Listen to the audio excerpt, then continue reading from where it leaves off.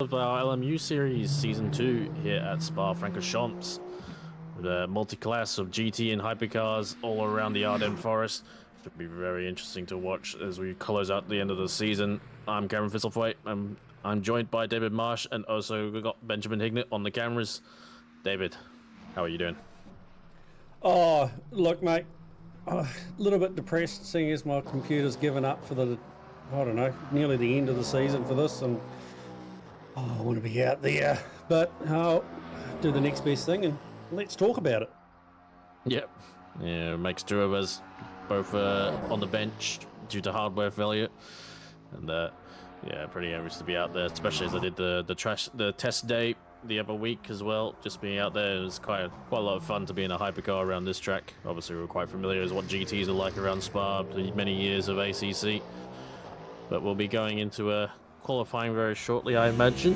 Here, thank you everyone. Hello in chat, and just a shout out as well to Simrigs.com for helping us keep the lights on here at Octane Online Racing. We appreciate every one of you, and plus all the guys on the Patreon and all the boys and girls there. Thank you very much as well. That's me. I'm one of them.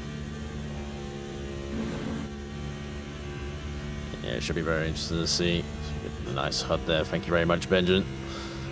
And Callum Gibbo in his blue Cadillac, because he's been all season. He's a bit like me, likes to stay with one car. I know a few others like to chop and change and see what works for them, or just you know, enjoy the spice of the variety of choice, to be fair.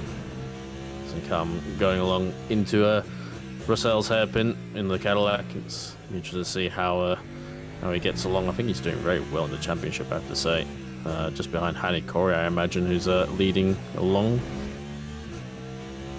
I was just going to ask, have you got all your stats up for the championship? Can you confirm it is going to be Hadi Corey who is leading at the hypercar class at the very moment, 526 points ahead of, yes, the aforementioned Callum Gibbo, who is 51 points behind, and then it's Mark Bushell on 443 points. I imagine maybe out there in his Peugeot. I'm not sure. We'll see if Mr. Bushell has made it, but he likes to make an effort for this the LMU game, understandably. And the GT series, the GT side is obviously go by Lucas Keys as well. No longer in the Porsche, but in the Mustang, I believe, tonight. About nearly 100 points over Graham Hill, I believe, is not here tonight as well. He had to pull out, unfortunately. And Ash Johnson makes up the top three for the LMU Season 2 standings. It's sort of getting to that point where the computers are giving up just towards the end of the season, right when you don't want them to. You'd like them to keep just push through for a little bit further, but they don't want to, and oh, it's gutting. Yeah, it's frustrating. As much as I love PC gaming, it's when it doesn't work, it's the worst, frankly. Yeah. And it's yeah, it's not so simple as well. You don't really get any tech support and the serial ID to, well, you do, but it's you know, with every machine being different, it's not so easy to find this consistent advice. Yeah, especially when you think you're getting solid advice and turns out you're not. As my brother-in-law said to me, he turned up the other night to look at my PC and went, I'm just here for moron support, mate. It's kind of like moral support, only I'm half drunk, so I'm not going to be much help. Yeah, thanks, mate. Yeah, it's you only get so far with I put mine together, and that's as far as I can really go when it comes to troubleshooting. And I don't think I even put mine together very well either. But it worked, it booted up. That's all I ask. Let's see, it's Lucas Keys now in the Mustang, obviously kind of he always wasn't very a compliment. Well, he liked the Porsche, but he didn't sound like he was very easy to drive. But, you know, Lucas likes to whinge every now and again. Yeah, no, I'm not going to agree nor disagree. I'm just going to go... That's more for the people that know him. he's driving the Mustang, so yeah, good luck. Yep, and he's yet to set a time. Well, he has set a time, but currently 6, and obviously looking like he's got a purple middle sector, so he should round that out, and we'll see him probably jump up as we switch to Adam Johnson, I believe. Oh, sorry, Ash Johnson. So, I'm not sure if that Lucas... Yep, there we go. It's finally updated. He's gone 8 tenths to take provisional pole in the GT3 class. So Ash Johnson's also been a very quick operator in the same Aston Martin that he loves from ACC as well. Granted, it's the new and improved version with a different front end. I believe we got a few newcomers. I mean, Benefield in the hypercars in the Toyota is not someone I've recognized. I did actually see them jump on the entry list, so I think they come from somewhere else. But only two 100s. Scrap that. Four tenths ahead of Gibbo now. Obviously very familiar with the sim. It's not someone who's jumping in first time around. Toyota is a very decent car from what I've heard as well. What have you managed to do any laps around Spa in these hypercars, or did your PC die beforehand? Oh, my PC isn't dead. My wheel is. That's the issue. Oh, right. Okay. Yep. Fair enough. It was a long time coming, but I did do the not this week, but the week before we had a during the break. Glenn was very nice to put the server up for a 1 hour practice last Tuesday, I believe, and I did some laps at Spa. And it was it was frustrating because it felt good. I'm not gonna lie, in the Ferrari, I think it's got good downforce on that car, so it's very nice through the mid sector. It is very, to be honest, like I've been driving ACC for such a long time, and granted I drive like a single seater every now and again on the older Assetto Corsa, but to actually like race it and to race the car like a hypercar regularly, like in competition as well, like it's kind of takes a while to actually kind of adjust to the speed difference from the GTs by some margin, especially a track like this because it's so familiar, but we're doing like 40 k's quicker in some corners. Like Pouon's a completely different beast. Yeah, right. Oh, I might have to give it a go when my computer feels like working properly one day. See what it's actually like.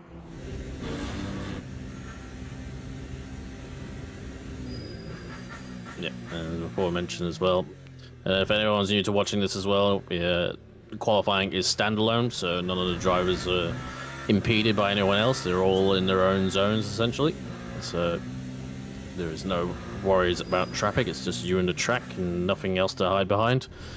As Daniel Benefield goes even faster to a 201.4 very quickly in the Toyota. And that looks weird when we switch between the cars like that because they disappear as soon as you switch away from them. It almost sort of feels like the top 10 shootout at Bathurst. It's just you in the track doing your thing, trying to do it as fast as you can and try not to bin it like I seem to always do.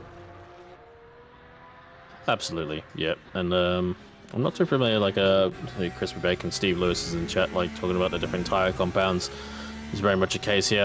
I know when we did a practice day, we had 3 compounds on the hypercars. The GTs normally only have the one, as well, to be honest, at most circuits we have 2 hypercar compounds and then 1 GT compound, but here it seems that we had 3 hypercar compounds, and I guess maybe we had another compound for the GTs as well.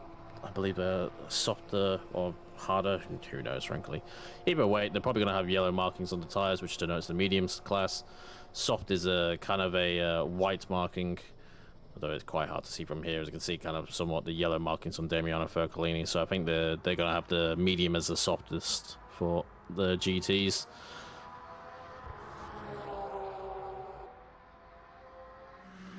We also got Townsend as well, Christ Townsend. So see now, Mark Bushell, he has shown up as well. So maybe he tends to jump in a bit late as he, I'm sure you remember what I'm saying, but he's kind of in the last few months recently become father a few months ago. So obviously he's got a lot on his plate right now and trying to squeeze in whatever sim racing he can do. Oh, congratulations to him. Well done. I think it was about 6 months ago now, so it's still it's not too new, but it's hence why he's kind of winding down a little bit on most of his sim racing. But he's still pretty quick around in his the old generation Peugeot. The wingless one at that. Sure, I'm gonna get a message from Mr. Muller for that one. Oh yeah. I didn't want to say it, but I did think it. Yep. Oh, well, we don't get many Peugeots here in Australia, but we're gonna have this one. Let's just see how he kind of develops. Yeah, right. That was really weird. I know we're on a bit of a laggy servers, but he just suddenly veered off to the left.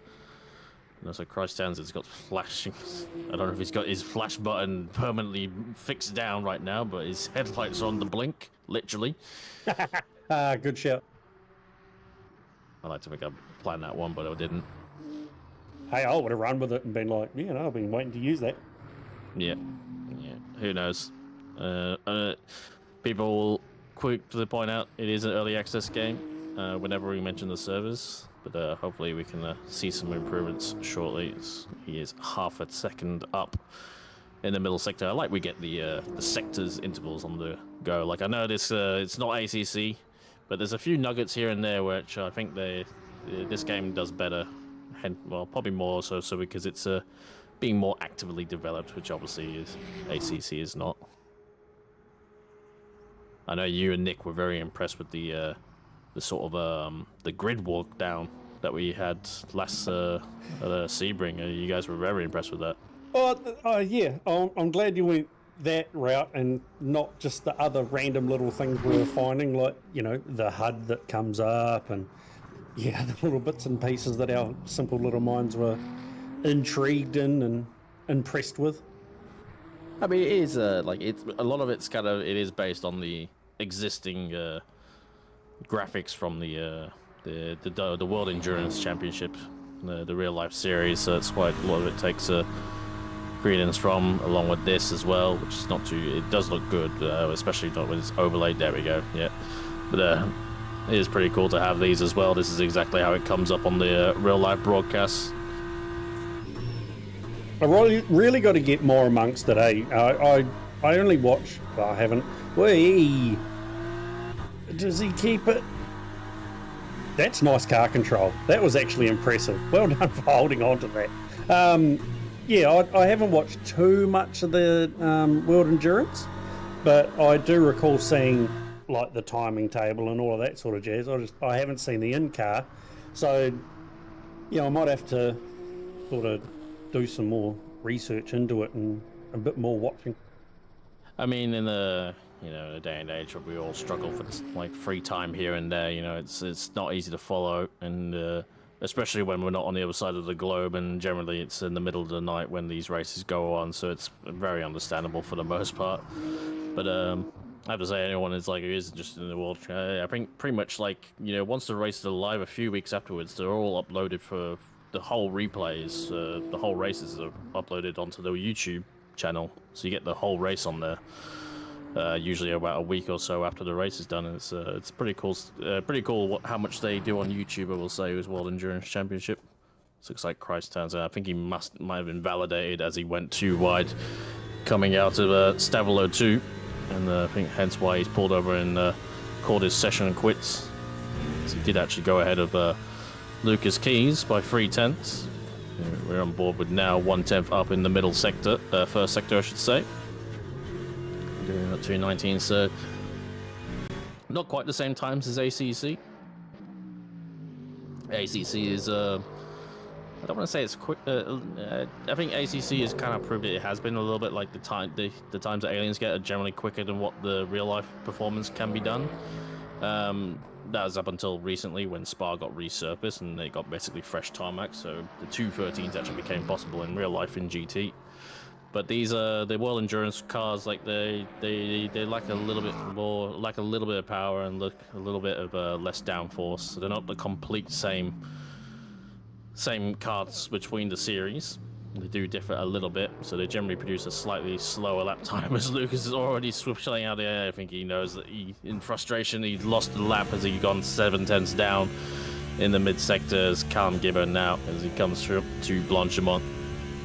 A good lap so far. Granted, he's half a second off his best in the middle sector. He did gain a 10.5 through the first sector. It looks like he's going to improve, but I don't think he's going to dethrone Daniel Benefield. I don't believe Hanny Corey is here, so of course my wheelbase died when the aliens just failed to show up. Yeah, that's just painful, isn't it? It is what it is. But a good lap there from Gibbo puts him within half a second of Daniel Benefield. See now, Ash Johnson in the D station, Aston Martin. Oh, very slippy on the exit. That's thing like the TC in LMU actually really lets you slip the car a lot more than most of the cars in the ACC. It's something that can really catch you unawares. So see now, Lucas Kugali doesn't finish his lap and goes for a pit stop practice. Looks like it's going to be Tianzhen who takes the GT provisional pole. And Benefield will head up the hypercar class as well. Not too sure how many hypercars we got in tonight. Looking at the attendance sheet, should have 10 exactly that are signed in. But we'll see how we go. I'm glad you're up to date with who's said they're going to be here and all of that sort of jazz, because I still can't keep up with all this stuff. I mean, I just have it on the other monitor. I'm not memorizing any of it. Oh, here I am. I thought you were. Oh, yeah, not that good. Oh, come on. You are. At least I know with certain things, it's like, I'll ask Cameron. He'll know. And you're just straight on it. It's all the confidence. You know, if you say it with conviction, people will believe you, even if you might be completely wrong. Right. Okay. I'll put that in my notes, actually. Never mind. But yeah, shout out on Steve Lewis, Jan Tully, hello, everyone in chat. Appreciate you all being here. We'll obviously have Split Red later tonight, back on ACC in the Sprint Series.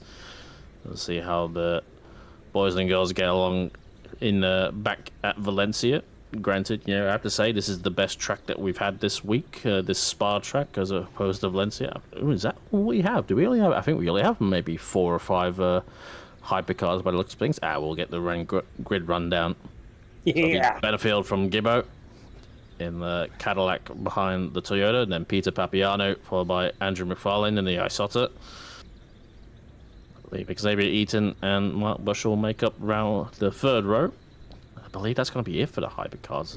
No, I tell a lie. There's Josh McLaughlin and Callum Lloyd as well. You see how Josh McLaughlin goes. Murray Snow, who heads up in the Glissing House, and then there'll be Chris Tiensen. He'll be head of the GTs, followed by Lucas Keys and Ash Johnston. It'll be a very interesting fight between those 3, I reckon, for the GT. They seem very, very close, along with Bailey Collins and Lewis Kigali on row 7. And Pascal Armstrong and Grant Begg will make up row 8. Mustang and McLaren, respectively. And good old Damiano Falcolini and Chris Brooker as well. I believe that's our only BMW on the grid. And Chupatelli, John Hislop has decided to join us as well, along with Simon Van Granden. And Ryan Smith and Miles Johnston make up. I believe that's going to be our back row. We should see how John Hislop in his Ferrari gets along, because I believe he'll be racing later tonight at Valencia. Or he might have decided that he doesn't want to do 2 races. He kind of sacrifices one or the other, understandably, because I wouldn't want to do 2 splits back to back. Yeah, that'd definitely be interesting, trying to adjust going from the GT3s and LMU to the GT3s and ACC. Yeah, I mean, skill issue, but I struggle a little bit. Yeah, it's not so easy. And, I believe we'll be getting going, and I'm not actually sure. I believe we used the normal GP start line, so it'll be going green any second now. It's not like ACC where we used the back straight. Yep, we're already on the way, and it's a good start from Benefield, but also Gibber's right there on the outside. He's actually going to edge ahead a little bit as they all look to get stopped for turn 1. La Source, or Stablo, whatever it is. But it looks like Benefield comes out on top with Peter Papiano, might give Gibber a little bit of a threat as well. It's the GCs, I believe Tanzan has retained his lead so far, so they're all trying to filter a win to 1-1, because for Eau Rouge, you really don't want to go side by side. Here come the hypercars, a little bit squirrely there from the Cadillac of Gibbo, and he's going to fall into Peter Papiano's hands as well. So Glickenhaus looking to get past the GTs as well. It's a little bit busy. It's Ryan Smith in the McLaren, I believe, has gone for a big hit as well. And I think that might have been the Mustang with contact on the rear. As they're both all struggling as well. Gibbo's fallen down to 4th, 5th, and there's a Ferrari off as well. I believe the Porsche as well. So Peter Papiano's actually taken the lead in all that and got ahead of Daniel Benefield. That's an amazing job from the Peugeot driver. Oh, take a breath, Cameron. She's all go. She is all go, I have to say. As all the drivers are struggling to make heads and tails of it, so give us a bit of strength. And oh, I think that's Josh McLaughlin in the gravel again at No Name. I've been there a few times. It's Benefield now follows Papiano through Puon. These cars go through so quickly through the corners. By the time I call it out, they're at the next one. It looks like McFarlane heads up P3 as well in the hypercar class. So all chop and change at the top, and it'll be interesting to see how Benefield kind of recovers from this.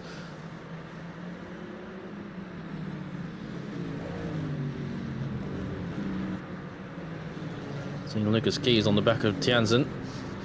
Should be a good fight between those two, as I believe I think one of the hypercars had quite a bad run, so they were kind of in a bad start, so they were kind of in the midst of all the GTs as they were all jockeying for position as well.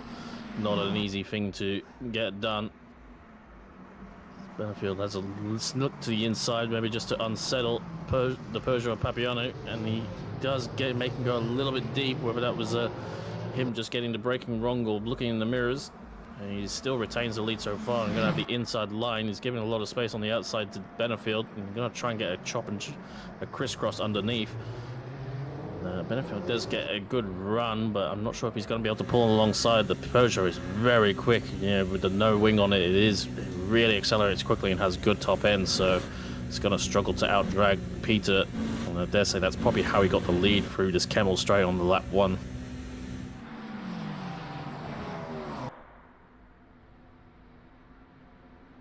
Can you hold these hypercars just flat coming through Eau Rouge and Radeon, or do you have to back off a little bit, or is it just because of their air downforce that you can just keep it pinned?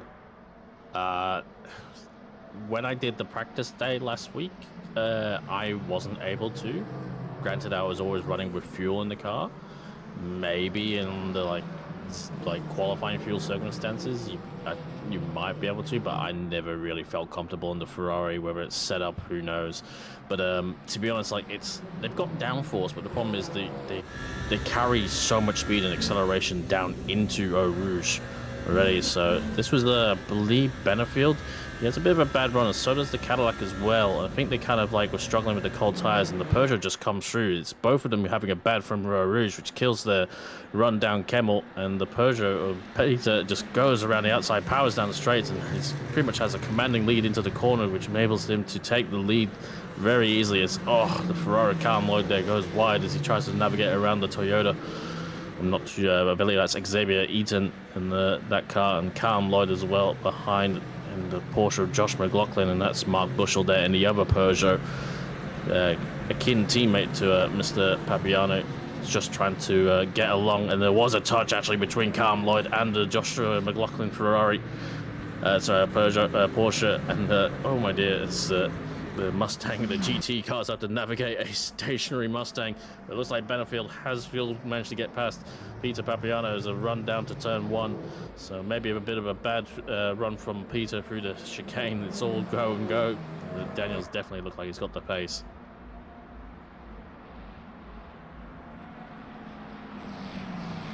It looks like they're getting airborne up there, and I don't know how I feel about that.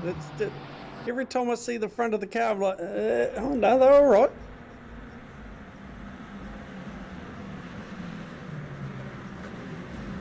Did you get him under brakes or under power? Oh, the crisscross, he went deep. Oh. Yeah.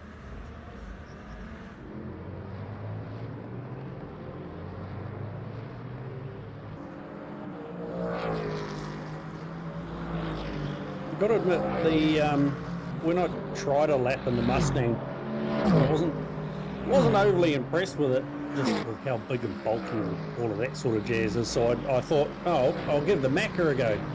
It turns out I can drive the Macca a lot better in ACC than what I can in LMU. Oh, I'm glad that nobody got to see that little test period that I did, because,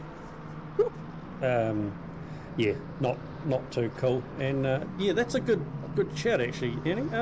Where's the overlays gone there, old mate? He's not giving them to us. There we go. Crusty Ben coming through on the cameras.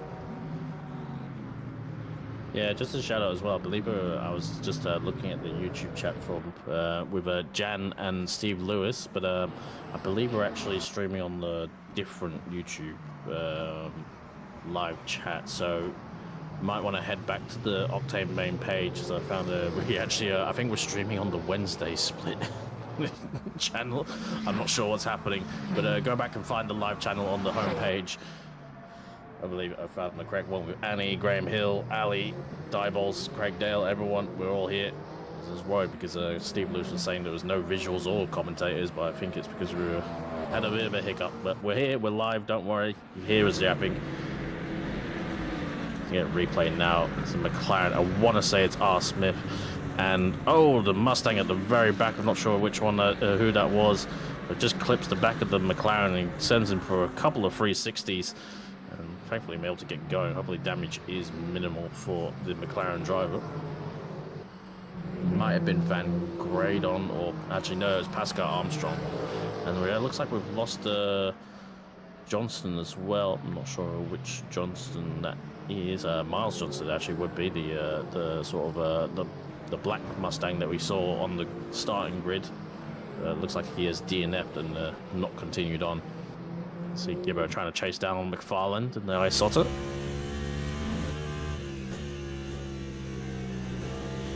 Coming now through P1 now, like, yeah, this corner feels so rare. Because, like, to be honest, I don't know about you, but in ACC, generally because I drive front engine cars, like, get the first part of the corner turned in for P1, but the second part, like, while you've got the downforce, it feels very marginal on the GT cars, like the second part of P1. So it feels like you're only just kind of getting the car because it opens up, but the downforce, like the speed you're carrying is you know, just making the car want to push further and further outwards. But in these hypercars, you can just use the downforce. It's definitely a lot easier corner in a hypercar, in my opinion. Yeah, I don't really have a lot of skill issue. Well, I have a lot of skill issue, but yeah, I don't really have a lot of skill to throw these cars around as a lot of others do. You know, for the likes of the Lucas Keys and Johnson and all of them, I just throw it and hope for the best. I'm not even going to lie. I mean, it's sometimes the best way to navigate Spa, especially with some of these high-speed corners. And yeah, not probably the best track record for me either. I didn't have any issues at P1, but last time we drove here in season 1, I did a spear off as I got things all very wrong. And I have to say that's the thing with the hypercars. They got the downforce, but if you get on the wrong side of them, they don't take any prisoners with the speed that they have. It's proving it a little bit hard to catch the Isotta. The Sporticali, you kind of can stay with them, and definitely I think the Isotta has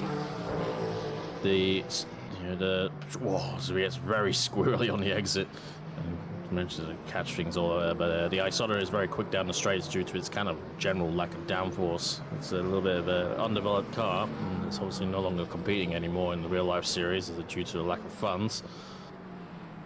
But it is pretty not too bad in LMU. It's going to be difficult for Gibbo to get past, I have to say. Looks like John Hislop as well kind of came undone on the first lap or second lap. He's stayed in the pits since. And to be honest, like, you know, I understand, like, having watched things now as well from, you know, I can say in the hypercars, like, they look all over the place, but the problem is, like, they look so darty and, like, especially on the corner exits. The problem is, like, if we get any bit of a slide and we correct it, it's really not that much of a big issue. But on the broadcast, it's really apparent. It's, oh, they're gonna catch this McLaren right at the wrong time as I sort of goes off to try and navigate around things. Gibber gets through relatively unscathed, and so does McFarland on the grand scheme of things. But hopefully, he didn't get any track limits. The game can be pretty ruthless when you use anything but the legal part of the track. Yeah, it can. It can definitely give you the old smack. And yeah, especially the GT3s not having to, what's a way to put it, to give way to the hypercars is, it can be awkward, especially in corners like that. And the GT3s just have to, well, they can just hold their line and don't have to give way. And yeah, the hypercars have got to find a safer route around it. it can definitely get awkward. Absolutely. So we are catching some of these GTs as they navigate around SV grade on. And hopefully, as Gibbo isn't able to get past in the time between, he should hopefully maybe get a run down to the hairpin or goes around the outside and so close to being clipped. Just find a little bit of grab on the exit, but nothing too bad in the grand scheme of things. I was hoping when he went past there, I sort of winced and went, oh, don't net code. Yeah, try not to dwell on it too much, but I did have a very close call, me and Corey, with that aforementioned driver earlier last week. It's not last week, a couple of weeks ago at Sebring, and so when I see that name now, I have a little bit of PTSD. I had a few moments at Sebring, to say the least. It's enough to have a highlights reel. Look, I didn't want to do that. I didn't want to bring up some painful memories, Cameron. But you had a bit of a night. Yeah, it didn't go so well. There was a few things you didn't see as well. Just went from bad to worse, which is frustrating, because I feel like I did I was probably my most competitive, having managed to take pole position only by literally the smallest of margins. Let's see the replay now of I wonder if this is Ash Johnson and the Aston Martin, as he gets a little bit of spin and manages to get it arrested, and frankly doesn't have to flick it round.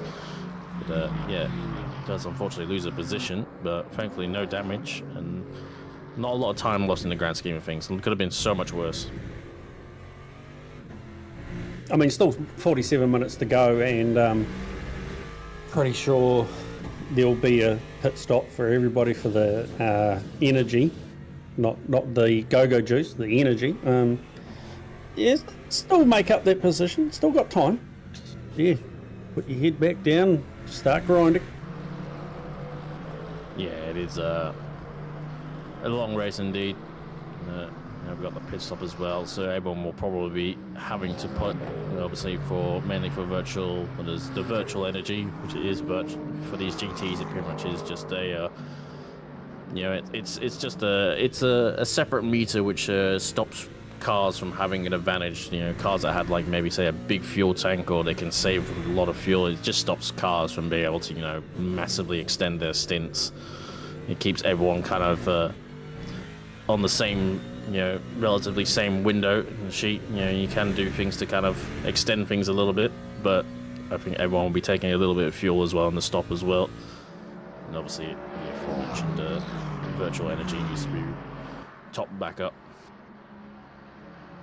And coming through, so he did fall behind Ben Collins in the 88 Mustang. And it looks like they've all kind of dropped a little bit off Tianzhen and Lucas Keys as well.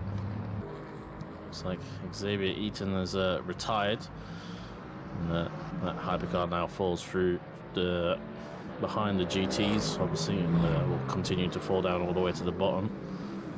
Starting to see some of the actual, I believe these are the mixed actual, these are the energy limits. The percentages will be the actual the battery, the NRG levels, the battery levels on the hypercars. So everyone kind of in hypercar tries to stay around the mid part.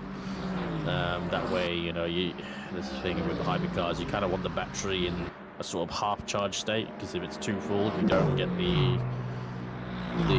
the motor generator working off the rear axle, which gives you a lot of braking performance. If it's too full, and if it's too empty, it's kind of working overtime. You don't want the and you're also not getting your deployment as well. So it looks like we've got Benefield already negotiating through these top 4 free cars as well. So pretty much nearly get the whole GT field lapped within 15 minutes. Well, I just learnt something just then. I didn't actually realise you got to keep your energy levels topped up, or round down a little bit. I'm just the type of guy that gets in the car and drives. I think the hypercars will be much too brain power for me. It is a big learning curve of it. It's like, you can drive them without managing the battery, but you can choose how much you kind of recharges and discharges as well. And, well, actually not discharges, but you can change how much it kind of recovers energy, which generally obviously kind of affects how much state of charge you have left in the battery. And you have to remember this is separate from virtual energy as well. Let's see, hypercar's kind of negotiating through, but yeah, like that's the thing. It's just because like F1, when they recharge the batteries, they're getting it off the rear axle, which is like a big handbrake essentially. But it's it's like it can really add a lot of braking performance, and without it, because you don't really have the you kind of have smaller brakes because you've got that recharger seat. This might be Damiano Fercolini. Oh, unfortunately gets Porsche'd at the Pouon, and hopefully will find a gravel but not the wall, and still spinning round and round and round, and he just is on the gravel apron. He does get out very nicely and goes for a few more spins as well. Those tyres will be very cooked. Unfortunately, I don't know if he got a little bit put off by the other Porsche coming through him, and it was just a little bit wide with just a little bit too much steering angle in it. A little bit offline, but unfortunate there for, I believe, Fercolini. The Porsche got Porsche'd by a Porsche. Oh, yeah. I should probably focus on the race more. Yeah, it's a little bit tricky. It's when once the Porsche starts to go, and especially in a long sweeping corner like that, the placement of the engine really starts to work against you.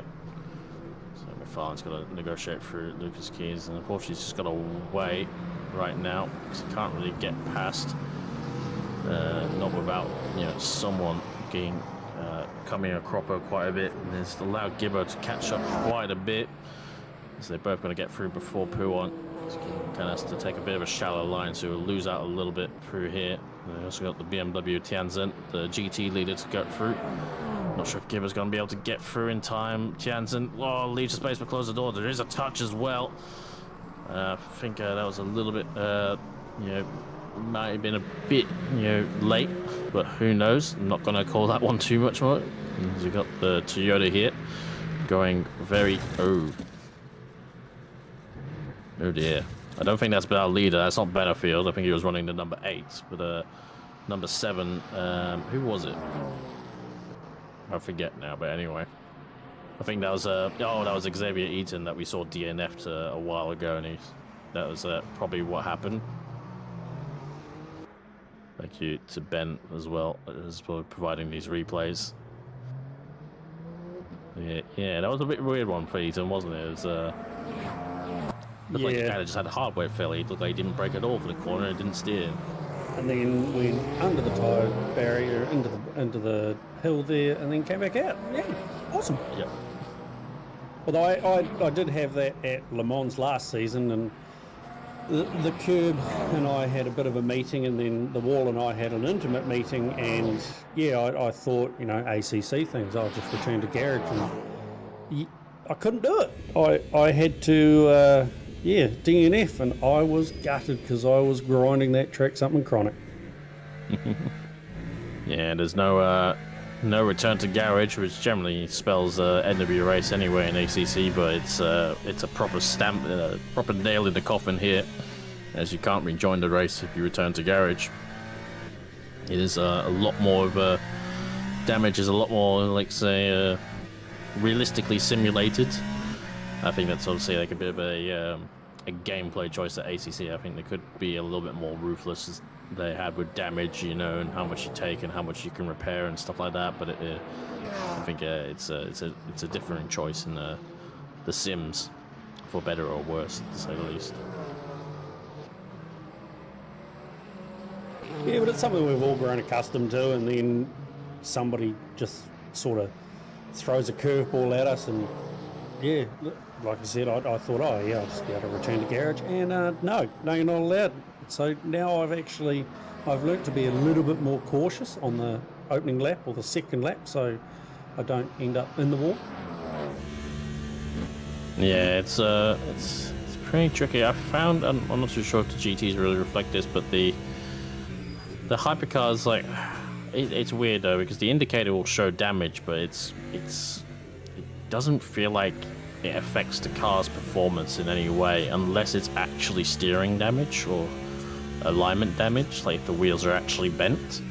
I've had I've had like an orange like rear diffuser or yellow front, and I've gone to repair it, and it takes a while to repair as well, kind of just as long as ACC. And to be honest, I haven't really found any downside to the bodywork damage.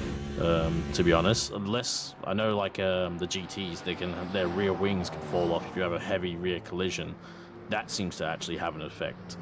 But and the wheels, obviously, if they're bent and out of alignment, that has quite a bit of heavy effect. But the bodywork, it doesn't seem to, in the hypercars at least, doesn't seem to actually affect the downforce of the hypercars I found. Yeah, well, I haven't found, well, besides the intimate meeting with the wall at Le Mans, I haven't had too much damage on the GT3s, but yeah, with your little taps and nudges and rubs that you get, I haven't found too much difference. It can sort of take a bit of I wouldn't say a hell of a beating, but a bit of a beating, and you sort of still get away with it, but obviously within reason anyway. Yeah, and it's hard to say how much the ping is really affecting things, as well as I know I've had a few collisions with other hypercars, and it feels like sometimes one car gets off very lightly and sometimes one car gets off very heavily. It's another factor that we could do without, to say the least. And hopefully, I believe we are in obviously it's the 1st of May this as of today, and I believe May is when they said the second part of what was meant to be the last DLC for 2024. It was obviously extended into 2025, but the last DLC, the last fourth part of the season pass from last year, it's going to be the Qatar track, which was delayed until this month, that they said, as well as the last two GT3 cars, which will be the Lamborghini Huracan Evo 2 and the Lexus RCF GT3 as well, which maybe Lexus has pretty much unfortunately been retired from our league for our Sprint Series, or any ACC really, to be honest, because of the troubles with BOP and obviously other reasons as well. But it might actually have new life bred into it in LMU, as it is going to be one of the cars, arguably one of the newest cars now. I'm surprised they brought the Mustang in before those, actually, to be honest. I thought they would have brought those in before the Mustang, but funny things have happened, I suppose. Well, it's I think it's also the Mustang was a free one. Like they did say, like, because this DLC was kind of split up into two. So the last update where we got the Mustang, the Porsche, and the Aston Martin, and I believe it was just those three cars. It was meant to be kind of 5 GT cars in the Qatar pack, so understandably had to kind of split it in two as things weren't ready. Because LMU is undergoing a lot of I know there's a lot of testing right now as well on trying to get the game ready and make sure it's ready for the virtual Le Mans in I believe a month or so. I'm not too sure when it is, but obviously real life Le Mans is coming up, so they're generally around the same time. And the devs and a lot of people in the community, they're doing a lot of 24-hour live test races to hopefully have some stability, which the previous game that you used for virtual Le Mans didn't really have, which was R-Factor 2. It looks like Callum Lowe is trying to negotiate a GT and kind of goes left and then goes right, and unfortunately carries way too much speed into the corner and finds the wall. Not too sure if he's continued after that one. Yep. And it's like hypercars are very, very difficult. Like it might be stating the obvious there, but it's really not easy to drive those cars, and especially just, not to say GT is easier, but the speeds that those hypercars can do, and said when it goes wrong, you generally have a quite big accident. Yeah, well, that's it. I mean, faster speeds. Oh, what's the road safety message they had in New Zealand? The greater the speed, the greater the mess, or something like that. So, yeah, like I don't doubt you one bit that the hypercars are a lot more difficult, and then just for something different, we'll chuck GT3s in here as well, and you try and navigate around us crawling around, you know, compared to what you guys are doing. Yes, some races that I've done, I've sit there and gone, ooh, sorry, pal, I might message you after the race and go, yeah, that wasn't my bad. I probably should have stayed where I was. And yeah, and then once I got the idea of holding the GT3 line, you know, holding the racing line, and it's a lot more easier for you guys, sort of made a bit of a difference. But then, yeah, coming into a slower corner with a lot faster car, and then you've got a slower car, and you've got to try and navigate around them. Yeah, that is... I don't think I'd have enough skill for that, to be honest. I think we all, like, I've definitely been guilty of this. You see a replay now of, unfortunately, I think Fercolini at Pouon again as he kind of turns in and looks like the rear. Oh, he got a little bit of a slide, but then he has to switch back and he is going to find the wall. He frankly did manage to scrub off a lot of speed, but still found the wall in quite a substantial way. Yeah. I kind of understand how it feels. As I said before, I crashed my Porsche at Pouon last time I drove it here. Granted, it was a hypercar version, but maybe it's a bit of a thing with the brand. But yeah, it looks like he had it didn't go around on him fully like it did, last time we saw on the replay. But it had a small little slide, and I think he's obviously gone to catch it, but it's gripped up the other way and fired him right. Hopefully he didn't lose his rear wing and all that. I'm not sure if he's still going, but we wish him well.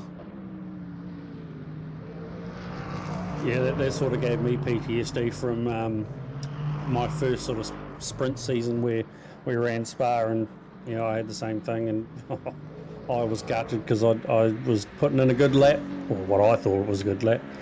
Yeah, coming to Pouon, and yeah, that wall came and went, no, you're coming over here, son. Away you go. Yep. I have to write this one to our broadcaster, our man in the chair. That we're all sitting down, to be honest.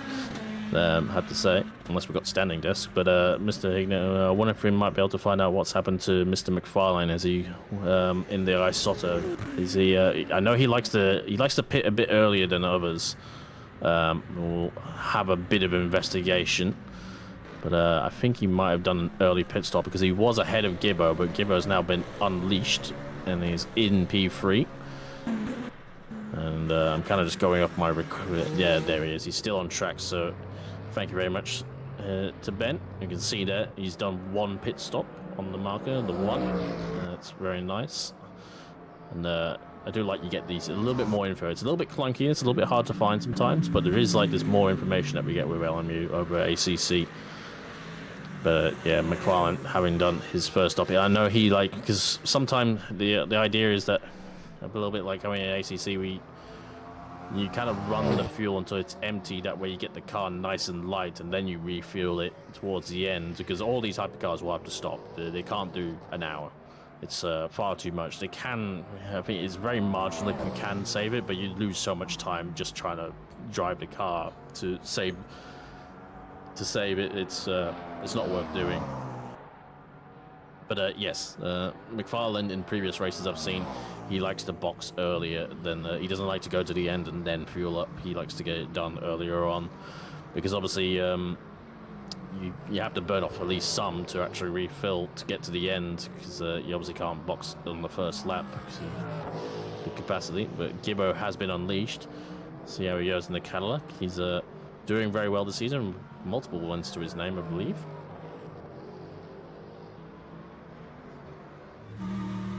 I'm just trying to remember last race that I'd commented on. Yeah, I don't even remember now. Feels like ages ago. Yeah, it would have been Sebring. I believe that we had Ben Wittner show up for his kind of one and only appearance. I think he was saying it's the only race he can make. And he showed up in the BMW hypercar and did win, I believe. Bushel also gets his stop nicely out the way as well.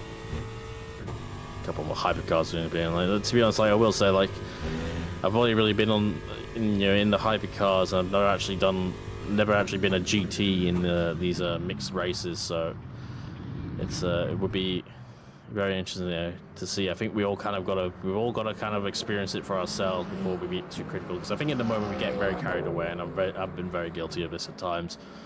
You know, it's just like, oh, just stay on your line, don't be you reckon. It's just like the problem is those hypercars, I imagine for you, like in the GTs, they appear so quick, and especially sometimes the mirrors we don't see too far because of performance, unlike real mirrors as well. Maybe you can shed some light on this.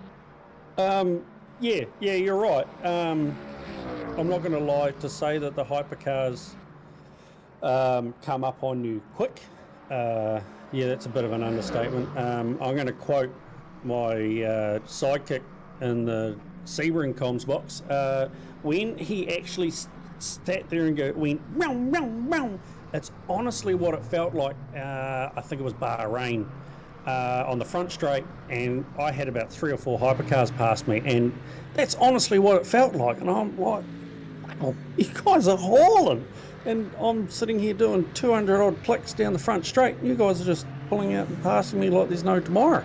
And then the surprise of when you're not expecting them and your teammate comes up right next to you and blows your doors off because he's next to you. Yeah, it's a bit of a brown pants moment, I will admit. But yeah, just like even right here is... oh God, I can't even pronounce his last name. He comes past Collins. It's Papiano. Thank you. Or Peter. I was just going to go with Peter. Yeah, it's the change in mindset because you hear blue flag and your instinct is to get out of the way, but you don't have to, and then you're still trying to be mindful of the hypercars coming around you, but you don't want to detour your course to try and help them to get out of their way. You just got to change your mindset and just sort of be, I don't know how you'd put it, just probably think a bit more about these faster guys that are doing 40, 50 odd clicks faster than you. And yeah, it was definitely a learning curve for me on my first LMU race, I'll tell you that for nothing. Yeah, a little bit of sensory overload. I can only imagine one day, well, actually, in the foreseeable future, I won't be finding out, to say the least. But yeah, they do. That's the thing with the hypercars, because at times we feel like we're really actually, like, any kind of like slow to mid corners like these ones are coming through, we're really not that much quicker, if not sometimes slower through these corners, I think, than the GTs. Like it's like we catch quickly, but it's only like once they get going, the hypercars, the speed difference is immense, and it's only really like when they get the high speed corners that they kind of start to arrive. But it's just like some of these mid speed corners. Granted, like Peter's catching up to this BMW, but it's really not by a huge amount of speed. It's like stuff like this, like coming up to Puon, the mid speed, the average speed, the min speed is so much higher than the GTs, and I have to say, like, yeah, the GTs are not slow as well in their own way. They're still going 200 Ks, 260 Ks down at the very tippity top at the end of the straights. But when you touching 300s in the 300 plus in some of these hypercars, I think we underestimate how big of a difference a 40k speed difference can be. Oh yeah, for sure, absolutely. Yeah, I was just trying to think. In ACC, I think the top speed is like, what, 270, 272, something like that? Yeah, for most cars, yeah. It's like around there. And the top speed for your hypercars must be, like you say, 300 plus. It doesn't seem like that much until you're tapped out going down the front straight and you guys just go, rump. Whoa, yeah, okay, see ya. Yeah. There are some corners where it's just like, I feel like that. It's like we really don't catch the GTs too much, like at times, but then in the others, it's really juxtaposing. Like I know, like Bahrain, the first couple of sequences of those corners there, like the GTs, like they kind of feel faster, and sometimes like they can break a little bit later than us because one, they're not carrying the same speed, but also they can actually really plant that brake. They can lean on it in the same way that you can't really do in the hypercars because we've got no ABS. Yeah, I was just about to say, just looking at the chat. No ABS in the hypercar. I didn't actually realise that, to be honest. Yeah, they'd have to brake a lot earlier. It's very marginal, but they generally brake, I'd say, to use the example of Bahrain, it's about, I feel like sometimes 10 meters earlier. But at times, because if we're going up the inside of turn one, you have to brake earlier to accommodate the fact that you're braking one offline and your entry is offline, so you're not gonna have the same entry and speed. So if you want to make that corner, you do have to brake earlier. As Benefield gets a little bit scuppered by the Mustang just doing his own thing, so it's just a case of catching a car at the wrong point. But yeah, don't have to brake too much earlier. As long as you, as I said, this is where it gets important with the battery state as well. You need that regenerative braking because it's very, very powerful. It can make a big, if your battery was axed out and you were getting no regenerative braking, that would probably add about 30 plus meters to your braking zone. Like you just wouldn't pull the car up. Oh wow! And that's the thing, like the rear braking. If you actually look now as well, you see the rear brakes glowing on the Toyota. That's because where most of the regenerative braking is coming from. It's through the rear axle, so you get a lot of. Actually, no, sorry, I'm completely wrong. You actually get most of the rear braking off the. Actually, I'm not going to say anything more because I forget with the LMH cars because these got electric motors on the front, so. Yeah, we'll see how we. I'll just leave things there. But yeah, that's the thing. Generally, most of the actual brake discs are doing it on either the front or the rear, and the rest is being done through the regen. So it's a tricky balance, and that's why you can see, like, I'm not sure if we can. His energy. Actually, no. So the NRG is the virtual energy, so we'll ignore that. So we don't see his battery state on here. You can see his NRG is getting fairly low as we're getting to 22 minutes in this race. There's the thing, it's around 45 to 50 minutes is when most of these hypercars will get to the bottom of their virtual energy, which is also marked NRG, just to confuse us. Yeah, it likes to throw that curveball, really, doesn't it? Definitely so. I'm sure we'll see if the rest of these most of these hypercars kind of start to buck soon. It's also another technique. I think it's something I think I tried to employ not at Sebring, but the race we did before. I think it was Monza. It's like you sometimes kind of want to coast the car into the braking zones as well. That kind of can help save a little bit as Grant Begg is going a little bit wide and Benefield has to go around the outside as well. Nothing too badly, but as much as it's stressful, it keeps things very interesting having to negotiate these cars. And I don't know if that's the same sentiment held by the GT drivers, to say the least. I'm not sure. Well, I can't speak for the rest of the field, but for myself, it was definitely, like I said earlier, it was definitely a learning curve to, just try and hold your racing line, and you got to be mindful of what's happening around you, but. Yeah, on the braking side of things, I can't remember who it was now offhand, but when you said you guys have got to brake that little bit earlier, I'm pretty sure it was a Porsche. Somebody in chat might be able to remind me who it was. A hypercar dove in between two GT3s, and then the back GT3 sort of tried to cut up the inside of the hypercar, and Nick and I were just stunned at the fact that a GT3 was trying to cut a hypercar into the corner, and we were like, what's going on here? Hypercar puts foot down and see you bye. That was the eye-opener for me to go, wow, these hypercars are not actually that much faster than the GT3s through these slower corners. And yeah, it was... You feel the weight of the battery in the slow corners. Like they feel very lazy, I will say. Well, yeah, I suppose I really got to take one for Octane and just to see what it's like, because I dare say I probably won't be able to do much with it because skill issue. But I'll stick to my GT3s. Like I said, I just get in and drive and hope for the best. Yeah, it is tricky as well because the hypercars is the thing, so they got also very long wheelbases as well. So that they don't.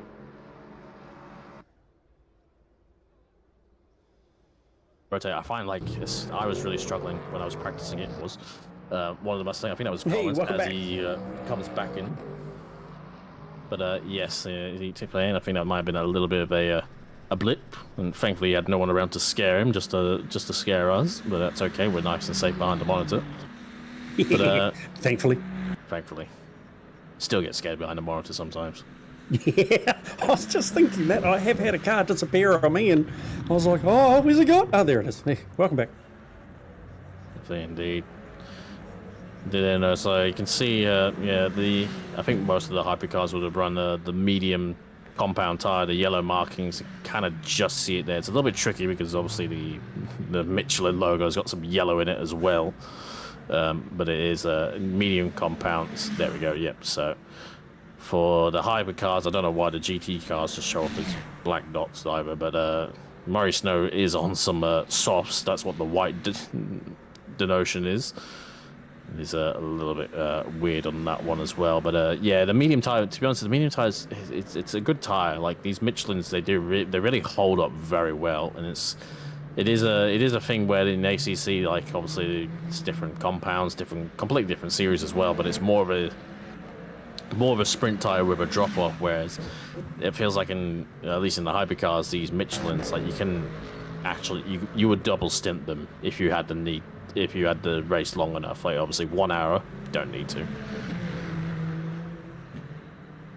Yeah, because ACC we only basically get the one compound, don't we? And yep. I'm pretty sure it's the same in this. You only get the one compound, hence black. Oh, we have multiple rubbers, compounds. black and, do we get multiple? Yeah. Not in the hypercars get multiple. Oh yeah, hypercars do. But the sure GTs GT3s don't. Yeah, I don't think the GTs do have to. Obviously, anyone can do that, but yeah, it's a little bit tricky. I think also that's might be one thing as well. Maybe that's I'm not too sure on the real life series, because the GTs do run a Goodyear tire, and they are working on the tire model as well, the devs, and I think they were going to bring it to the hybrids, the hypercars,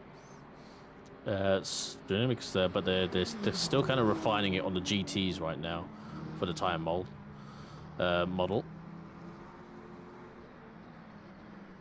Well, I suppose we are still, early release sort of things in this game, and everything's going to evolve.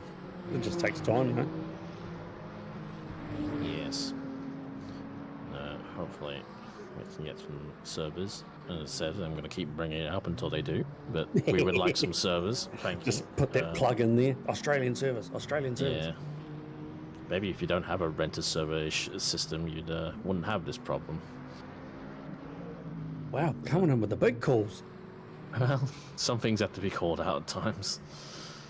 And yeah, I don't like to be that guy either, but it is I'm surprised. I think they're getting away with a lot with at least the Americans are somehow not suffering too badly with the issues. See McFarlane here goes around the outside of a Mustang and tries to go up the inside for the next part of the corner and sends that Mustang into the gravel. It might have been a touch ambitious. I'm not sure which Mustang that would have been, but unfortunately it's not too ideal. They can call their numbers, well, not call their numbers, but they call their surnames, because this is Lively Stewart.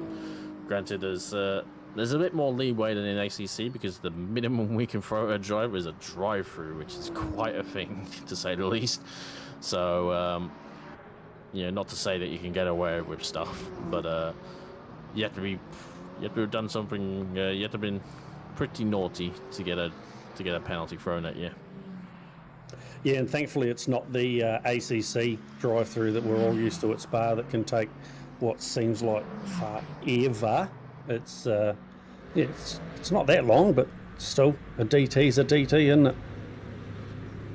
Yeah, absolutely. So let's see the Mustang here. I'm not sure I missed the nameplate at the top of it. It was Lucas. It was Lucas Keys. He gets shuffled back a little bit. Benefield is going to be stuck behind Kugali a little bit, so he will lose a tiny amount, because obviously he could have accelerated up to that pit liner faster than the Aston Martin could have. But it does okay. Won't be. I think he's got so much of a lead, it's not going to really matter either. One thing I have learnt through watching streams, and I've done it myself, we're so used to in the pits in ACC, we're ghosted.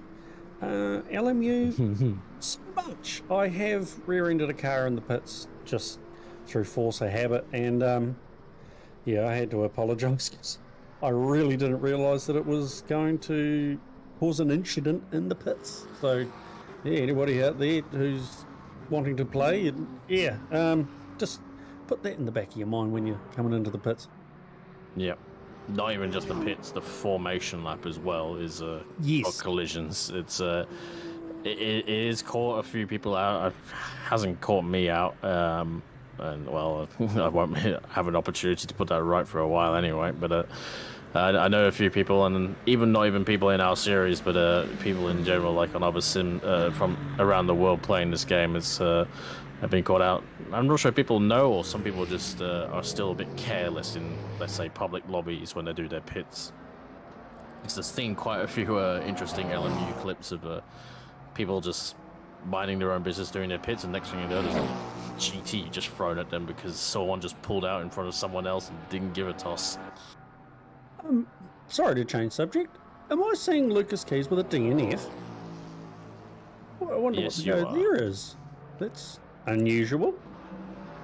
Lucas, I remember, I don't know if it happened first race, but he had a racer before in LMU where when he boxed the pit stop, quote unquote, didn't do anything for him. I've heard of this from some other people as well, but it's also happened to Lucas. So I'm gonna guess that's what's happened again, and he's chosen to retire because he's pitted and it hasn't done anything. Yeah, I've not experienced this potential bug. Hopefully no one else comes across to it. I've heard this can happen, but I also know that there are some differences in LMU's pit stop as well. But yeah, I guess we'll find out soon. But that's surely you're gonna give Tianzin a very clear run to the line, surely. Yeah, and moves Cugley up into P2 and Collins up to P3. So, I mean, take the podium where you get the podium, but yeah, I can't say I've actually heard of that. I wonder if anybody out there's catching Lucas's stream, to actually give us some insight into what actually just happened. Yeah, I've not experienced it. I've heard of it, but I've also heard it twice now from Lucas. I think it potentially happened to Sean Muller when he drove at Fuji this season as well. But I'm just going to put an asterisk against all of those because I was driving, so I don't. You never really know. That's the thing, like unless you see it. Yeah, well, that's true. Yeah. I do recall actually putting in behind Sean in Fuji, and I went in, he went in, and then I went out. He came out, and then he went straight back in. I was like, "What's? Oh, I just take it that he messed up his strat and just carried on. And I didn't actually get to hear what actually happened with it. So, yeah, I might have to look into that a bit further. Yeah, I was in the voice cons at the time, and yeah, I think that was what happened. But there are differences in like how you do your pit stops as well in ACC versus LMU. The big thing, which is something that even caught me out when I did my trip down to DNF in Sebring. But in the midst of everything going wrong, I also boxed early, but I forgot to adjust the fuel top up because unlike ACC, where what you add to the car is the fuel you set in your MFD is what you're adding to the car.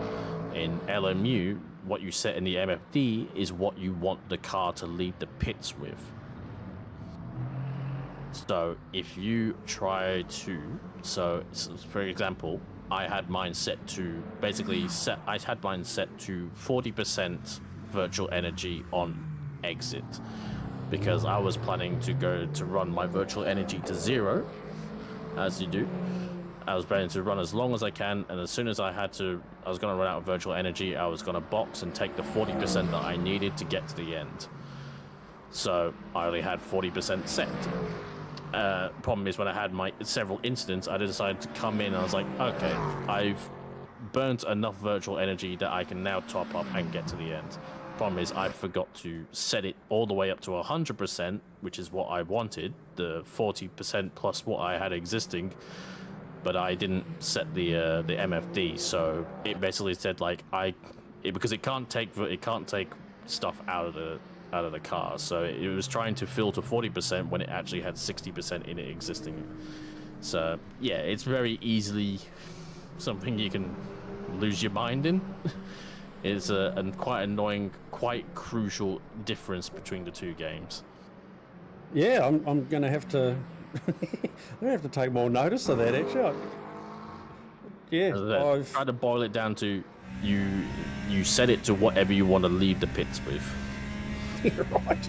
Yeah, okay. You don't set what you want to add, which is what ACC does. Oh, yeah, that's a tight moment for McFarlane, who didn't want to get out of things, and hopefully he didn't get a track limit for cutting. Looks like he did have to cut Radion though to avoid the Mustang, but Mustang was doing its thing. It's not his a duty to get out of the way, especially in a corner that's as committed as Eau Rouge and Radion are. Oh yeah, you've got to basically bite it and go for it. So thankfully a little bit more runoff here in the. That's one thing. Driving this one, I think you alluded to before we were live. Driving the iRacing one, and obviously the ACC Spa is the original, the older one from a few years ago. So they massively expanded a lot of the runoff areas, and there's a lot more space. So it kind of feels weirdly open when you drive up to Eau Rouge now in comparison to ACC. There's the walls are a lot further away, but so you kind of have to take that into account. And for that, I'm thankful because, I've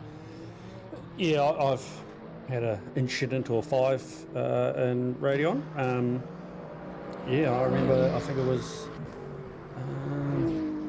it was our chocolate round we did, or something of that, because I remember running that livery, and I came up through there and spun, and then.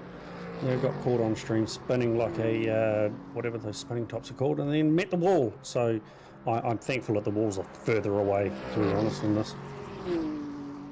Yeah, it does help quite a lot. Stops cars being rebounded into the firing line with them a bit further back. But I think everyone you have to be. I don't think you're really trying if you haven't had a crash at Eau Rouge. You're leaving far too much on the table. If you gotta put the car in defense at some point for Eau Rouge, because otherwise you're driving like Miss Daisy. If you haven't met the wall through that little sector there, you're not going hard enough. You need to try harder. Yeah, and it's definitely something I found a little bit challenging when I first started it. It's different to some cars, and I think that's why I kind of prefer. There we go. There's the classic. There it is. And the Beyblade goes and flies off into the thing. That's what it is, the Beyblade. Yes, yeah. Thanks, Ben. Okay. That was good work from Ben. I like that. I bet he's got that on his stream deck. It's hotkeyed, speed dialed. Just bring up the clip.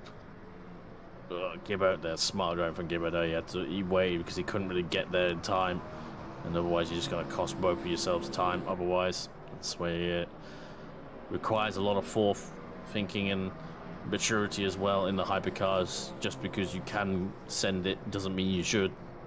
That's why driving the top class is like, I don't want to gatekeep or anything like that, but I feel like you have to be very sure of yourself. You need to check yourself a bit as well. Like, can you keep the car on track? Can you string it together? But can you do it with a whole bunch of other cars? Can you do it cleanly? If you keep getting repeated incidents, I think there'll be time for some more practice, or maybe try to get used to the GTs. Cause it's a hell of a thing, the hypercars, because it's you can drive it in a practice session, but driving it in a race with other people around, that's where I think that's where the real challenge is. Yeah, well, that's it, isn't it? You got to sort of think ahead, at least a corner to 2, especially if you're catching the GT3s. You've got to sort of think ahead to go, if I do a dive here, is it going to ruin me, ruin him? Yeah. You sort of got to pick your moments, sort of thing. That's sort of me. Like with the GT3s, it's the instinct that I want to get out of their way, and I think it was Fuji. I I can't remember who it was who was behind me, and I sort of went offline, then went, oh, sorry, and then yeah, went back onto my line. By then the hypercar had already dived up, and I'm like, oh yeah, okay, that was my bad. Yep, just force of habit, sorry. Yeah, it's really tricky as well, especially because that's the thing. It's something I really came to learn very on was we had issues with the difference between the players in terms of the ping because of our circumstances with the servers. It's very tricky because I think looking back at other people's streams, where I've looked where I am, and it's like I've looked where I am on my screen, and then I've looked in where I am at the same point on other people's stream. And sometimes in the hypercars, because of the speed we're doing, as I said, as you were saying before about the bigger the speed, the bigger the mess, and all that stuff. There's about a difference of nearly a car length, maybe even a car length of a half of where you are on track for another player. So it's hence why it's so, unfortunately, so easy for things to go so wrong.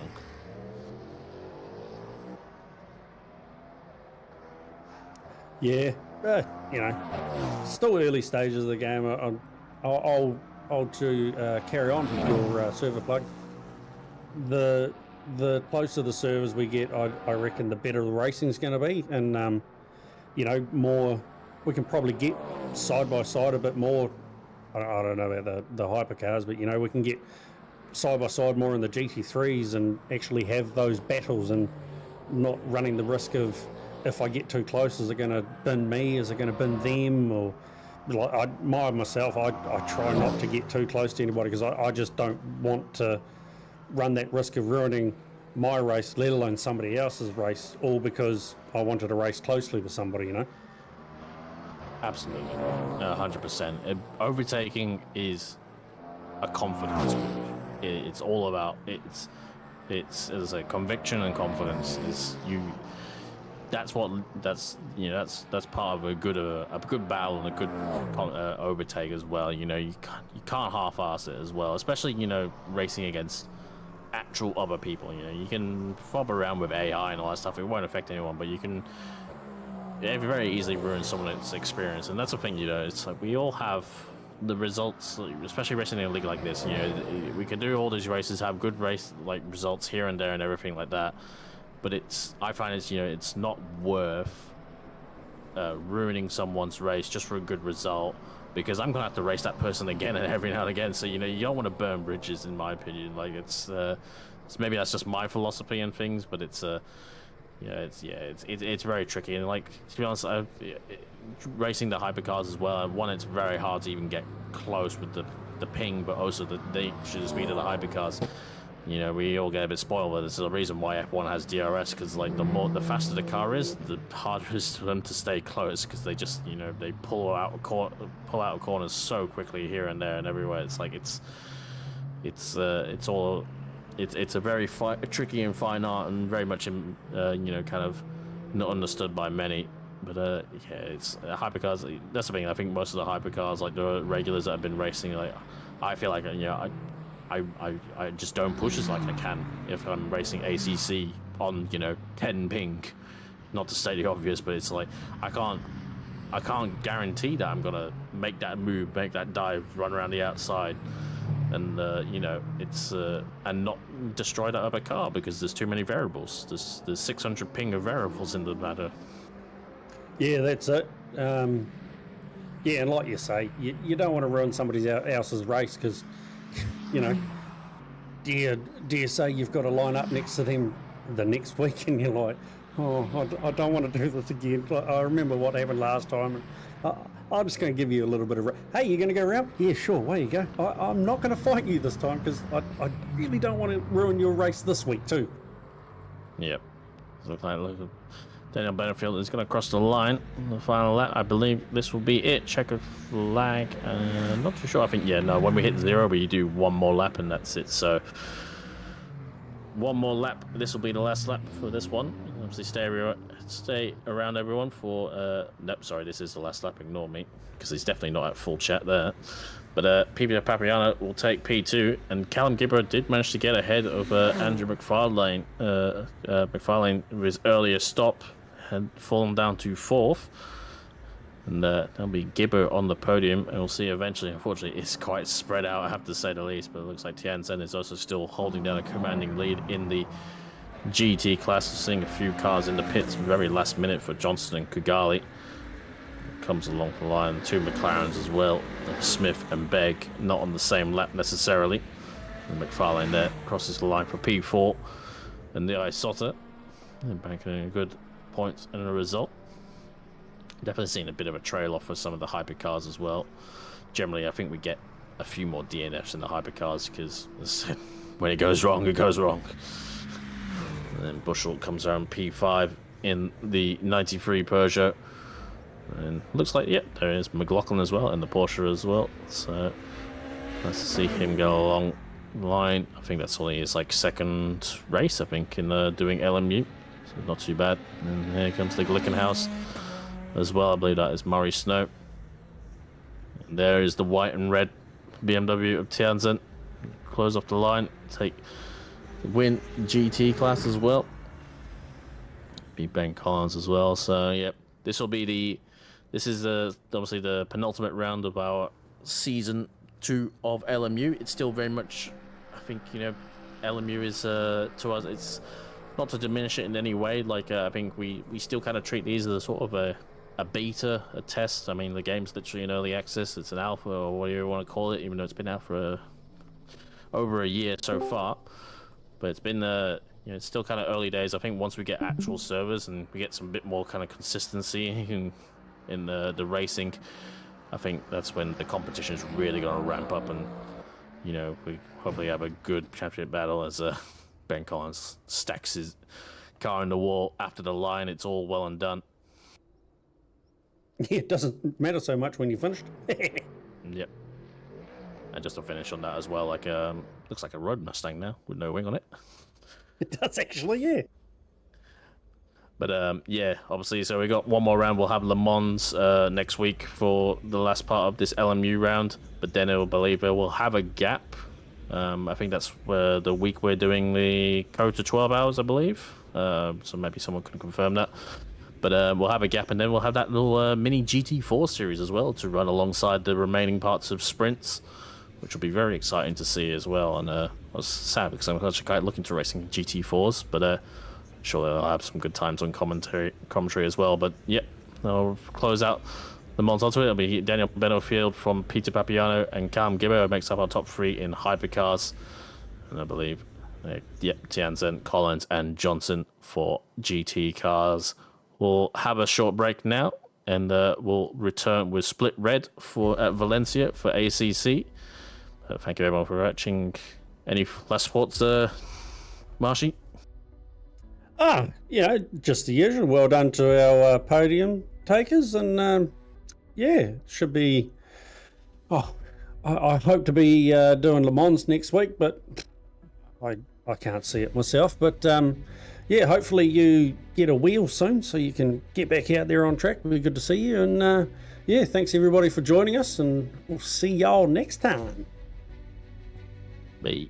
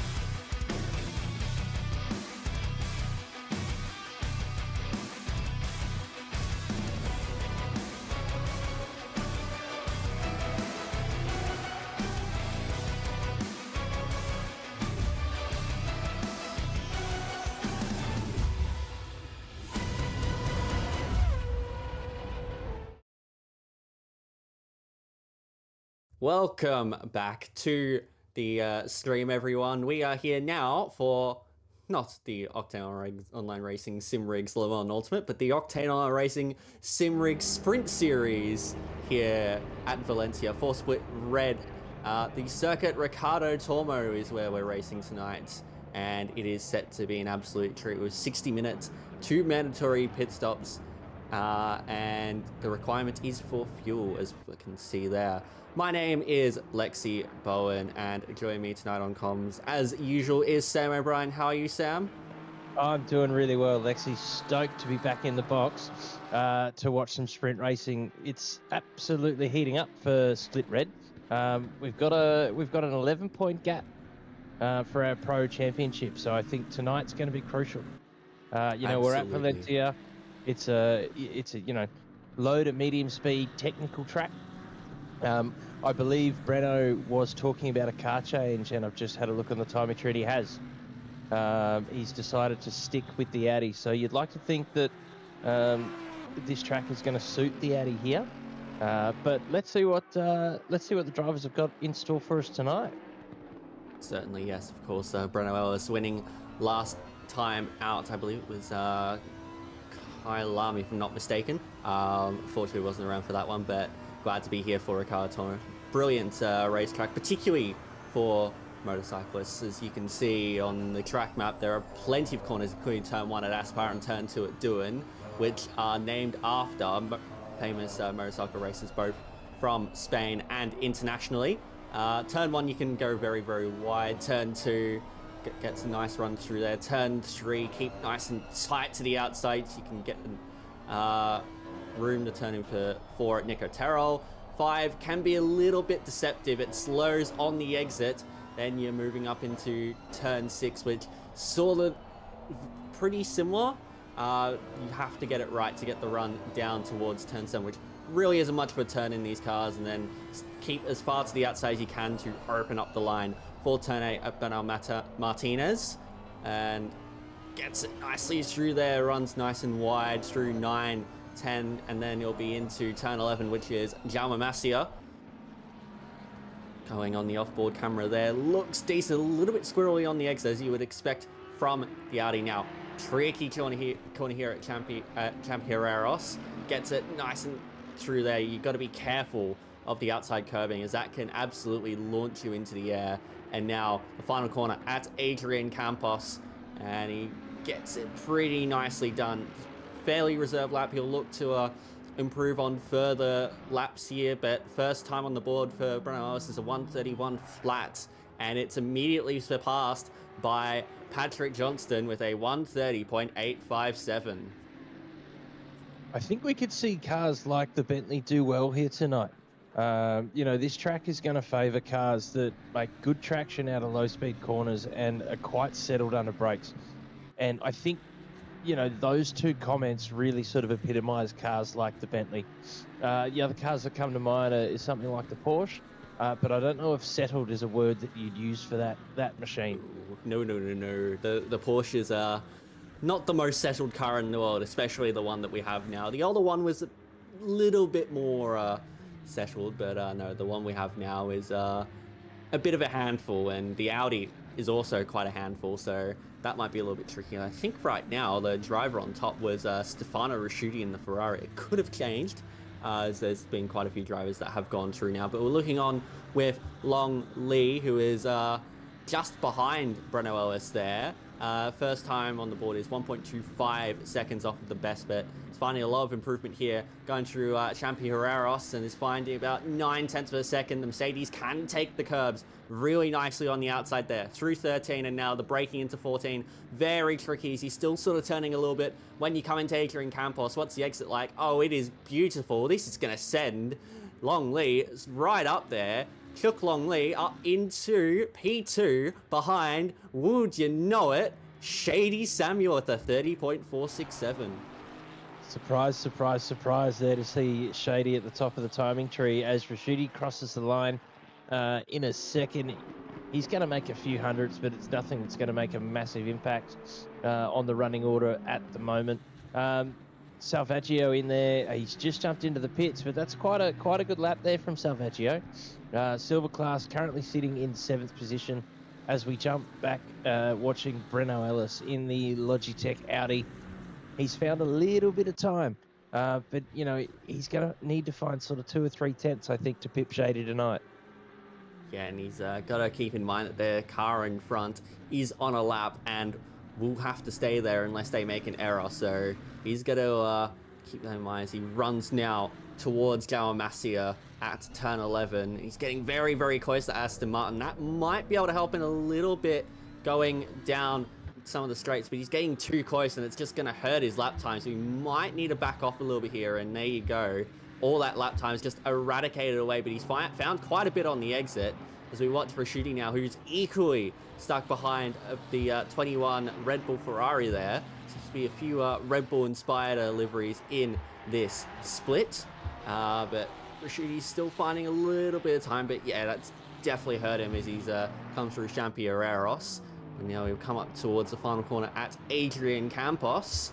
And how much will the slipstream effects help him? He's got a nice exit, and the Ferrari does get out of the way eventually, diving into the pit lane. He's going to find about 2 tenths per second, and that will move him up just ahead of Breno Ellis. Chook Long Lee gets a little bit closer to Shady Samuel, now 800ths away, returns to pit lane, but still Samuel on top, and Shady Samuel still going faster. Yeah, wow. It's a masterclass that we're seeing from Shady at the minute.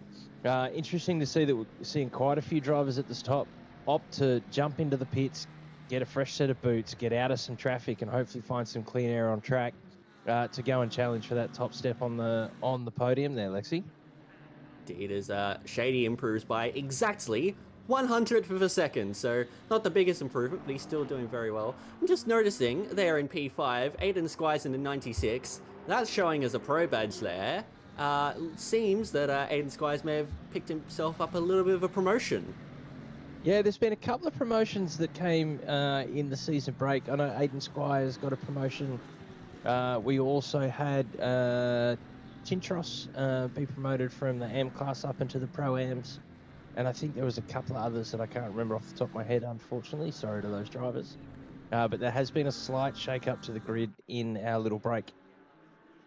Yes, indeed. And it's good to see that we're seeing those changes made mid-season. There have definitely been quite a few drivers who have earned it, including Robert Maddox there, who is sitting in P7. Those two were the top 2 in the Silver Class Championship, and now they are part of the Pro equation, and now sitting 5th and 6th respectively in the overall Pro Championship. Well, we've got a little bit of a lull in proceedings here in qualifying. We'll just quickly go through some of the order we have here. Breno Ellis won last week and is sitting 2nd in the Pro Championship behind Shady Samuel by 11 points overall. Then we have Rashuti further back on 331. He's 148 points behind Samuel. And Johnston, Squires, Maddox, and Longley, they're your top 7 there. Tim Gobb is should be your silver class leader if he hasn't changed classes. He's sitting there P8 overall and leading silver class ahead of Salvaggio and Ramez Samuel. Then in the Pro-Ams, it looks to be Pete Chalmers if he hasn't been promoted. Otherwise, it would be Ben Curtis there, who is 13th overall. That would be up there in the Pro-Am Championship. There you go. Thanks for the championship update. We are, as we discussed sort of prior to the broadcast, we're halfway through the season. So we're starting to get to the pointy end of the procession now. It's been a very clean season from Split Red so far. So I wonder whether we're going to see some more aggressive moves as we get closer and closer to the end. It's very possible, and at Valencia, it's not the easiest track to make overtakes on, so if there were to be any aggressive moves, it could be here, but we do have those 2 mandatory stops, so it could very well come down to strategy as we watch Ellis come across the line. He moves up into P3. Look at how tight that top 4 is. Less than separating the top 4, and then Rashuti's not in that far back from Longley, only 600ths behind Longley there, 10.5 from Shady Samuel. So it's very, very tight in this qualifying session as we now watch with Long Lee, who is coming up to Adrian Campos. Comes around the final corner, gets a lot of time on the entry, but how much does he lose on the exit? Not much. This could be very close to being able to snag provisional pole position away from Shady Samuel. He comes across the line, and it is by 200ths of a second. A 1:30.437, but that's immediately surpassed by Stefano Rasciuti. It's with a 1:30.422. It is basically half a tenth separating the top four. This is an incredible shootout that we're witnessing here. Those drivers that have just crossed the line are going to have time for one more flying lap. So we'll see what everyone else can pull out of the bag as we watch Johnson come through the final sector here. He's not improving as much as he would like, but at the moment you don't have to improve by much to gain yourself 1, 2, or 3 positions as he crosses the line dead even. So he'll be looking to find some improvement on his last lap. I reckon there is a little bit left in that Bentley there. Breno Ellis is not finding anything on this lap, but has one more opportunity to go at it as he comes up to the start-finish line now. He's got Shady Samuel just behind. Samuel goes back on the provisional pole with a 30.367. It's still a 10 separating the top 4. This is incredible display of skill from these drivers. And with the timing being so tight, you know they're getting every ounce of performance out of their machinery tonight. This is an absolute spectacle. Look at the delta here for Patrick Johnston. He was about 2 tenths up, but he's still a 10th and a half up. Is he coming up to the midpoint of the lap? Turn 9, turn 10. Not quite. He's up to, what's that? Turn 8 there. Now turn 9 and into 10 and 11 at Joao Masia. He's right on the bubble there. What's the line through Masia? He's very wide. He's very, very wide. What's the exit like? It's not good enough. He needs to have the last sector of his life if he wants to be able to get up there. He's very aggressive on the curve at Champi Herreros. Does not find any time there. It comes up through 13 and into 14. It's going to be ultra aggressive, but he's early on the brakes. Will that help him somewhat on the exit? No, it's not going to be enough. So the best it's going to be for Johnston is P4, but it looks like it could have been a lot better. But look at Breno Ellis. He's in P6 behind Maddox, but he's put 3.5 tenths, nearly 4 tenths on this lap so far. And he's just coming up through Adrian Campos, loses a bit on the exit, but this is going to be very tight. But I think it's going to be Breno Ellis with provisional pole for the moment. Yes, it is a 30.310, and Shady Samuel cannot surpass him. Shady Samuel will not be starting from pole position in this one. At the moment, it's Breno Ellis, but Rasciuti is nearly 4 tenths up. He's going to try and get not only provisional pole, but potentially into the 129s. And he'd be the first driver tonight that we see able to complete that feat. So we'll stay on board here as he rounds the final corner. He's got it. Surely. No, not quite. Oh, he's going to get close. Oh, 130 flat. 0.05. That's incredible. As we see, nice drifteroonie. Oh, too much of a drifteroonie there from Chuk Wong Lee. Sorry to cut in there. Sam? You're fine. That was a great qualifying session. And as we look down the list, so our top 3 Rasciuti, Ellis, and Samuel. Salvaggio then takes out the silver class pole with Zach Warren and Ramez Samuel riding out the top 3 there. For our Pro-Ams, we have Patterson, Chalmers, and then Cricky. And for our AM class, in 18th position, we've got car 833 of Brad Gosling, and looks like he's standing on the AM class pole position at the minute. Yes, worth noting that John Charisos got upgraded to Pro-Am, so congrats to him. It looks like Braid is the second in AM class, but we have the not so fucking slow car of Rasciuti there on pole position in the 164 purple Ferrari. Then we have Ellis in the number 17 Audi, Samuel in the number 5 Kovacs Mustang, Longley in the number 70 white Mercedes, and Johnston in the number 50 Fruit Bowl Bentley rounding out your top 5. Excellent qualifying session from those guys. It was really, really tight the whole way through, but Rasciuti absolutely dominated them right at the end. It was brilliant to see, brilliant to watch in general. Maddox there, P6 in the 765. Then Salvaggio, your lead silver class driver in the number 11 McLaren. Then we have Squires in the 96 Red Bull Ampol Mustang there, P8.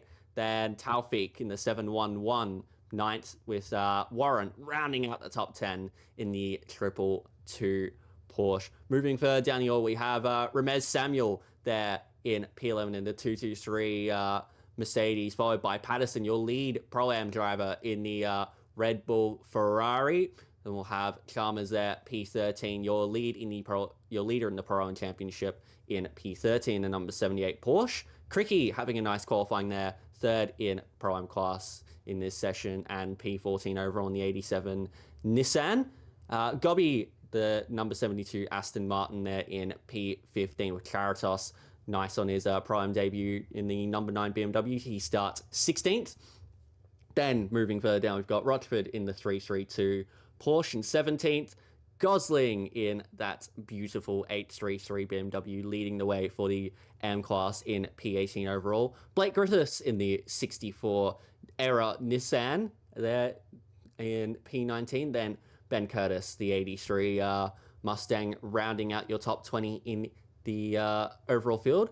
And he'll be starting in what looks to be P7 in the Pro-Am class. Viney there, P21, the 118 Porsche. Then we have Brickley in the 109 Porsche and P21, P20 respectively.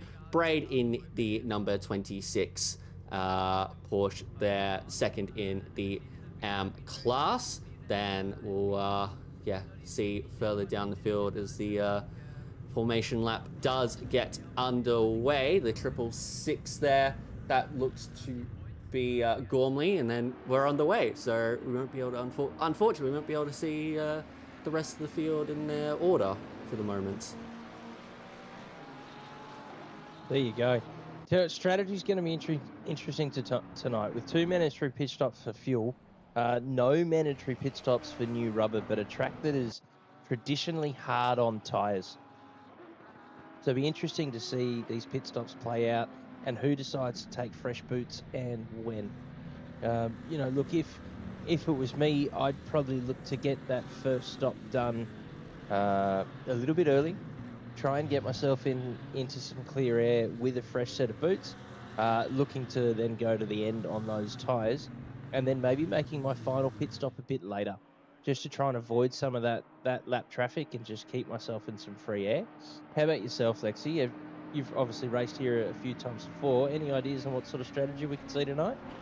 Well, yeah, 2 mandatory pit stop races for just fuel are something that I haven't really taken part in many times myself, but it does seem like a reasonable way to go, starting with, it's tricky. There's a lot of complexity, a lot of variables at play, because obviously if you take a tire stop, you've got a lot more time in the box and you're essentially having to fill up pretty much to the max. So you want to take full advantage of a low fuel tank, fresh tires style this race, chuck a fresh set on, fill it up with fuel while you've got it, then you could essentially just have that last stop as just 1 liter and go. That would be the way I'd do it. Yeah, just a splash and dash to the end. All right, and before we round the final corner, Lexi, who's your favourite tonight? I'm gonna go with Longley. It's so tight in the top 5. What about you? I'm going to take Johnson in the Bentley. I think he's got a hell of a machine under him tonight. Beautiful. Well, we're about to get this one underway. It's Rashidi, Ellis, Samuel, Longley, Johnston, Maddox, Salvaggio, Squires, Taufik, Warren as we're underway, and they're already spreading out throughout the field. Rashidi's gotten off to a brilliant start. We're watching on with Shady Samuel. He's there in P3. He cuts across. Johnston holds on to that position, and he might be able to move ahead of Breno Ellis and potentially take the lead of this race. He goes on the inside against Rashidi. It's going to be tricky for Rashidi to hold on through there. And it's going to be a miraculous start there for Shady Samuel to move up into the lead. Rashidi tries to fight back, but he has nothing to do it with. What a start from Shady Samuel. There is a yellow flag further back for the number 99, which is really unfortunate there. Number 99 is Zavaka in the Nissan. Looks like everyone else is fairly well behaved. We see Squires up the inside there of McLaren, gets the move done. Further back, drivers are still rolling through. It seems like they've been pretty well behaved. Oh no, we got the 109 around further back as well. So a few drivers are having a few offs, but overall, pretty good start there from Split Red in terms of cleanliness, but what a launch there from Shady Samuel. Looks like he got a reasonable getaway. In fact, I thought Rashidi got a pretty good getaway, but the drive that Mustang has is incredible, and that's really what helped Samuel get up there, along with some really well executed moves as the number 9 goes around. That's Karasos, who was in a very, very good position on his Pro-Am debut. He's unfortunately gone around. That will round out your first lap, with the order being Shady Samuel, then we have Stefan Raschuti, Brennan Ellis, then Johnston, Longley, Maddox, Squires, Taufik Savaggio, and Warren, your top 10. And there you go. We just saw a display of the grunt and power of the V8 in that Ford Mustang against the Ferrari, which is not a great accelerating car. It does have a fantastic top speed, but takes a little while to get there. So on the shorter track tonight, we may find that Stefano finds it hard to fight Shady, as he'll be quicker in the twisty bits, but he's not going to have the get up and go on the back straight there, as we're looking at Johnson with a bit of an oversteer over there from the rear. Everyone keeping it nice and tidy. But Stefano is right on the back of Shady there, as predicted, through these tight technical sections. As he just stays out of the back of the Mustang there. But through these tight technical sessions, I think the Ferrari's going to have his number. His problem is going to be on that long front pit straight there, I think. He's gone for it! Up the inside, there's a little bit of contact there. Sorry to cut in, but Raschuti has gotten through.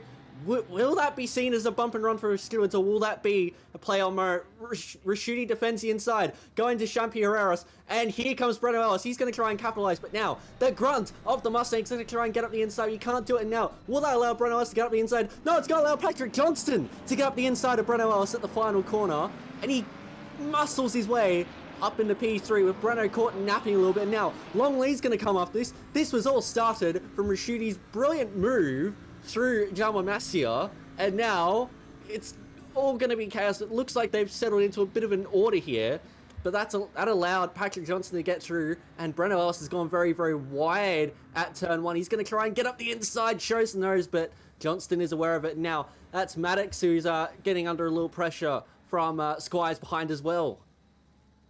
Yeah, that was some brilliant racing there. I think the stewards will look at that as, a lap 1 and 2 incident, a little bit of Rubbings racing.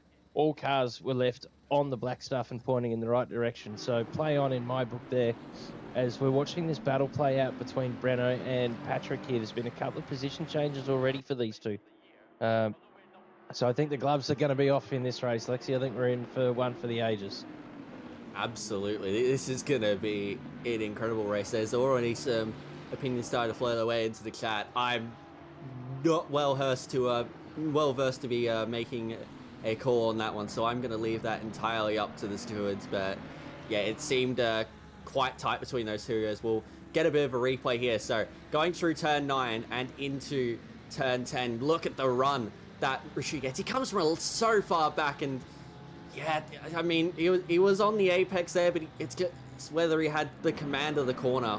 But again, we'll leave that up to the stewards to decide, and yeah, I'm sure there will be a decision over the coming laps.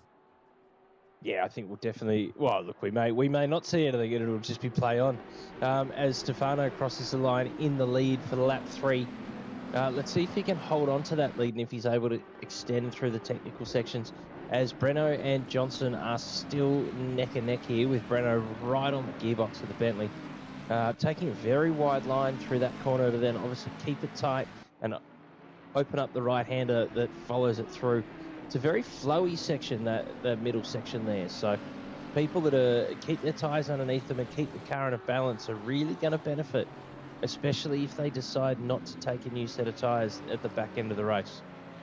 Absolutely. I mean, as I mentioned earlier, this is primarily a motorcycle racetrack, so it's very flowy as a result, and it creates for a lot of opportunities for side-by-side motors, just like this. As you see, a little bit of a bump there, and that's going to be Charatos going around as he returns back on the racetrack, and unfortunately there was a Porsche on the line there that he could not avoid. So just a bit of a clumsy lap 1 incident that you would expect to happen around here, as they all run through that tricky curbing there. Oh, as looks like Squire's got a little bit loose coming out of Champi Herreros.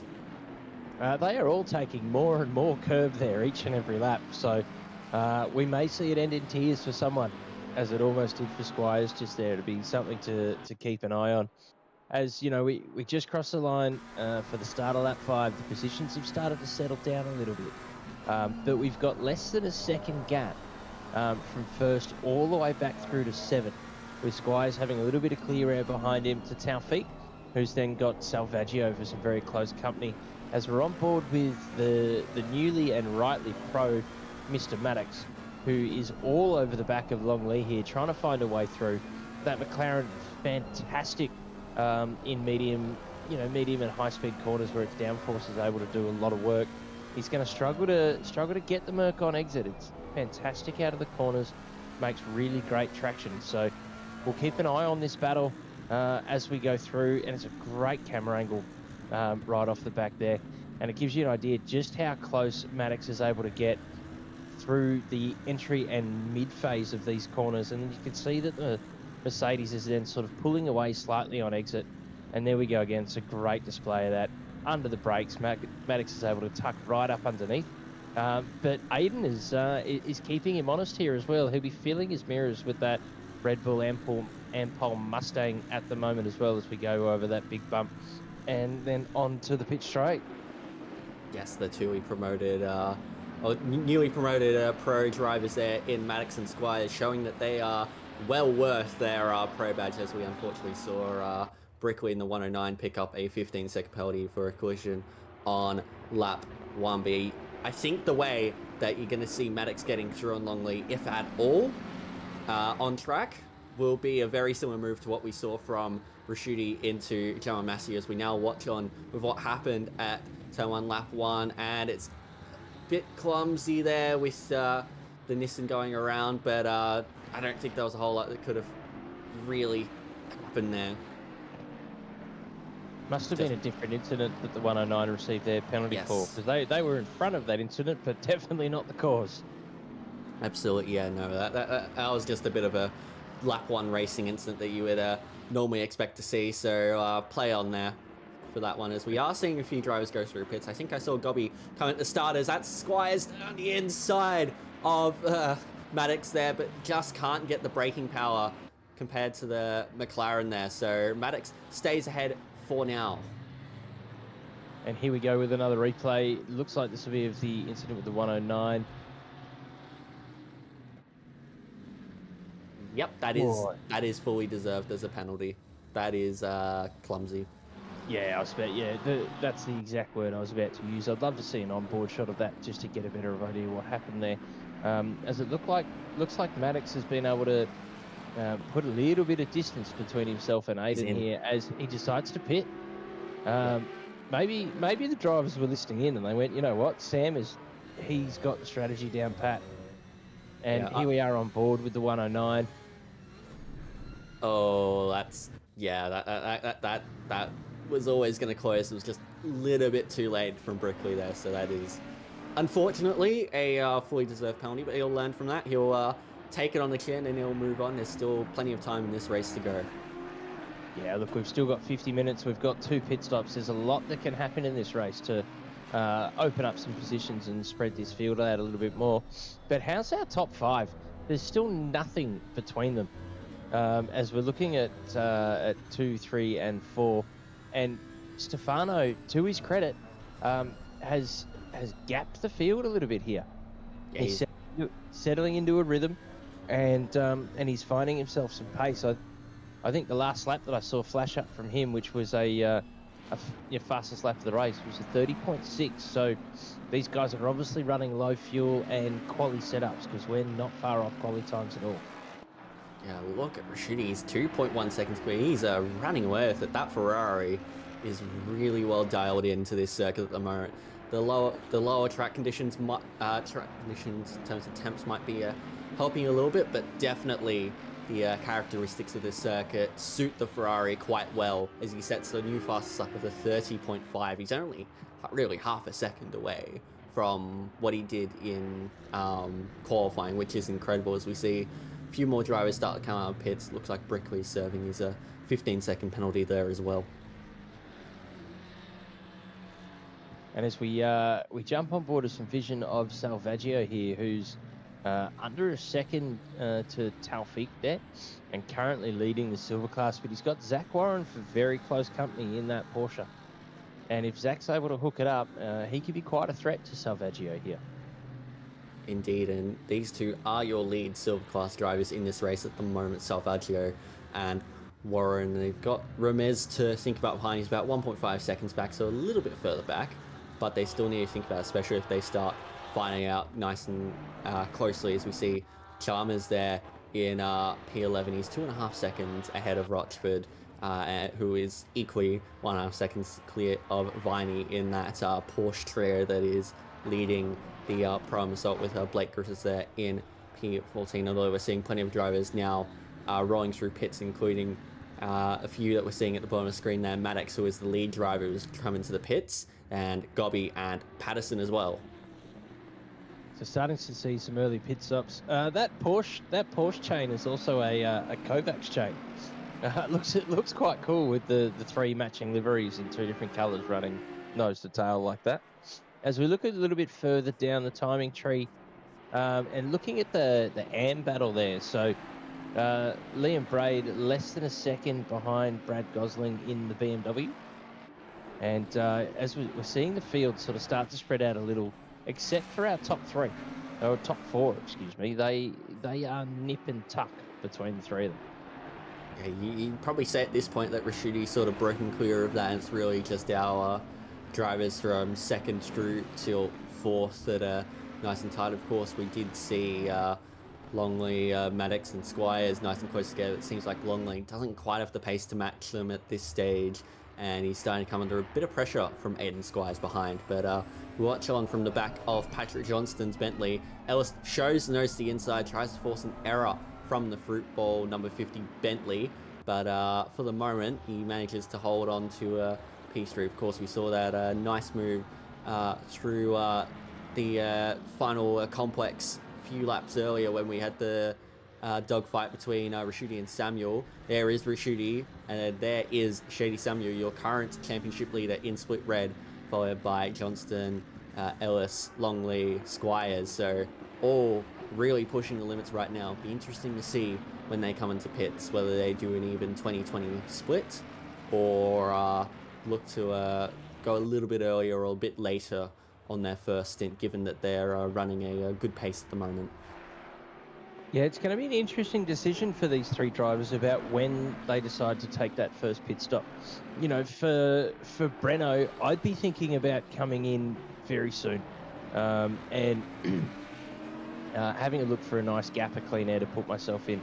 You know, I think it's pretty fair to say that at the moment he looks like he's got the pace on Johnson and that he's being held up a little bit. He's just not able to find a way through. Johnson is pacing that car absolutely perfect and making that Bentley as wide as possible. As Breno keeps showing the nose, it looks like his only way through is going to be to force an error, as he had a little bit of oversteer on exit there, which isn't going to help his cause at all, Lexi. I think the big problem for Breno at this point is that because it's about 15 minutes into the race, there's already significant gaps forming throughout the field, and now if Ellis was to pit, he would come out in a bit of a gaggle of cars around where Hislop and Anderson are, so it would be quite tricky for him to really find time from an undercut, whereas right now he's still operating at a good pace, even if it's behind Johnson for the moment. Really, this is going to be a game of who reacts first, and I still think Ellis will be the first one to react. It's just hard to really say when that will be, given now it's going to be tricky to find some clean track.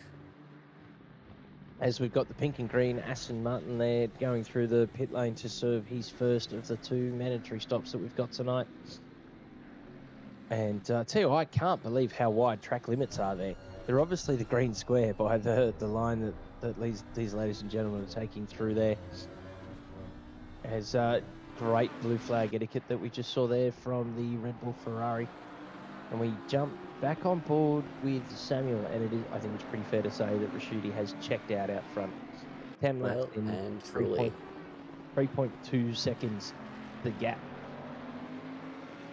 As it looks like we've seen Braid get through on Gosling and Anderson's forward through as Patterson picks up 10 seconds for collision on lap 1, the number 21 there. So unfortunate for one of the earliest of our stoppers. He's sitting P22 there, but has done one of the mandatory stops. He's about 1.2 seconds ahead of Crick at the moment. But yes, Rashidi is doing fantastic in this race. It looks like Shady Samuel is finding a little bit of time compared to Johnston and Ellis behind, but Johnston and Ellis are still keeping the championship leader honest at the moment. Yeah, that gap ebbs and flows a little, as that was awesome from Johnson under brakes there to really close that gap. Looks like the Mustangs got him on exit. I don't know about you, Lexi, but every time they go past the pit lane, I'm holding my breath waiting to see who's going to blink first, who's going to dive into that pit lane. And, you know, so far they've kept us waiting. But you'd think it wouldn't be too much longer, as you said. I think a lot of people look at that even 20-20-20 split. We've probably got sort of 2 more laps, I think, until we can expect to see the majority of the field coming in. Yes. If I was in Stefano's seat, I'd be thinking about extending a little bit here. You know, there's a chance that if he pits before everyone else, that he's going to end up in some pretty heavy traffic. But if he's one of the last cars to pit, you'd think that he'd end up in a bit of clear air. Well, he has the availability to do so if he wants to. He's in a very good position right now to really take command of this race and dictate the strategy as he chooses. He's got a 3.5 second lead over Shady Samuel at the moment. He's coming up to a little bit of blue flag traffic, but they should get out of the way for him soon. And from there, he's got nice clean air after that. So I do agree he could probably extend to about that half-hour mark. But yeah, we'll see what happens. And look, the blue, as we see, I think that's Gormley in the 666 get well and truly out of the way of Stefano. And then it looked like it was Timmy Gobe that was the next car in line, so I don't expect those boys to tangle up any of the front runners there. They're normally pretty polite. I think the blue Nissan that we saw there was Zavaka. Gotcha. I always get those two. I get their liveries mixed up all the time. And what was the other blue Nissan that we had running around with the Wallace and Gromit livery on it? The Wallace and Gromit livery. Maybe someone in chat can jump in. The name's on the tip of my tongue, but I can't quite find it at the minute. But we had a few, and I tell you what, when you're racing, you'd be driving around, you're going, what? Them again? How? And then you look at the names and go, oh, it's one of the other blue Nissans. My bad. Yeah. No, fair enough. Yeah, no. Unfortunately, Zavaka was caught up in a bit of an incident. Yeah, the 666 there of Gormley was the other car involved in that little blue flag allowance. And we'll see Samuel, Johnston, and Ellis come up to that very shortly. Samuel, the first one to join that. Looks like Johnston's fallen off the back of the Mustang now and is under a bucket load of pressure from Breno. He's doing really well to hold his nerve here, though. I don't think we've seen any, really notable mistakes from Patrick at all. And it's quite difficult to drive when you've got a car so close. As Breno decides to pit, he has blinked first. Yep, and that does not surprise me one bit. You can see that Johnson was falling away from Samuel there, and Ellis would probably be quite frustrated that he is his closest rival in the championship, for Ellis to Shady Samuel. So, oh no! Oh, I was going to say, we're on board with the 833 of Brad Gosling there. And well, that's why Braid got through. That's probably why Braid got through initially. Yeah, weird. That was obviously a few laps after that. And after the T-boning... In fact, hang on, no, this is Braid here in the number 26. Yeah. Oh, dear. So the two AM class leaders have come together in very strange circumstance, with Braid losing the rear on the exit turn one, just too hot in there for the car on the inside, and Gosling couldn't do anything to avoid it. I always take my hat off when I see red squares and a Porsche badge. It's like you are one brave soul. You're in the M class and you've decided to take one of the nastiest cars available in the sim.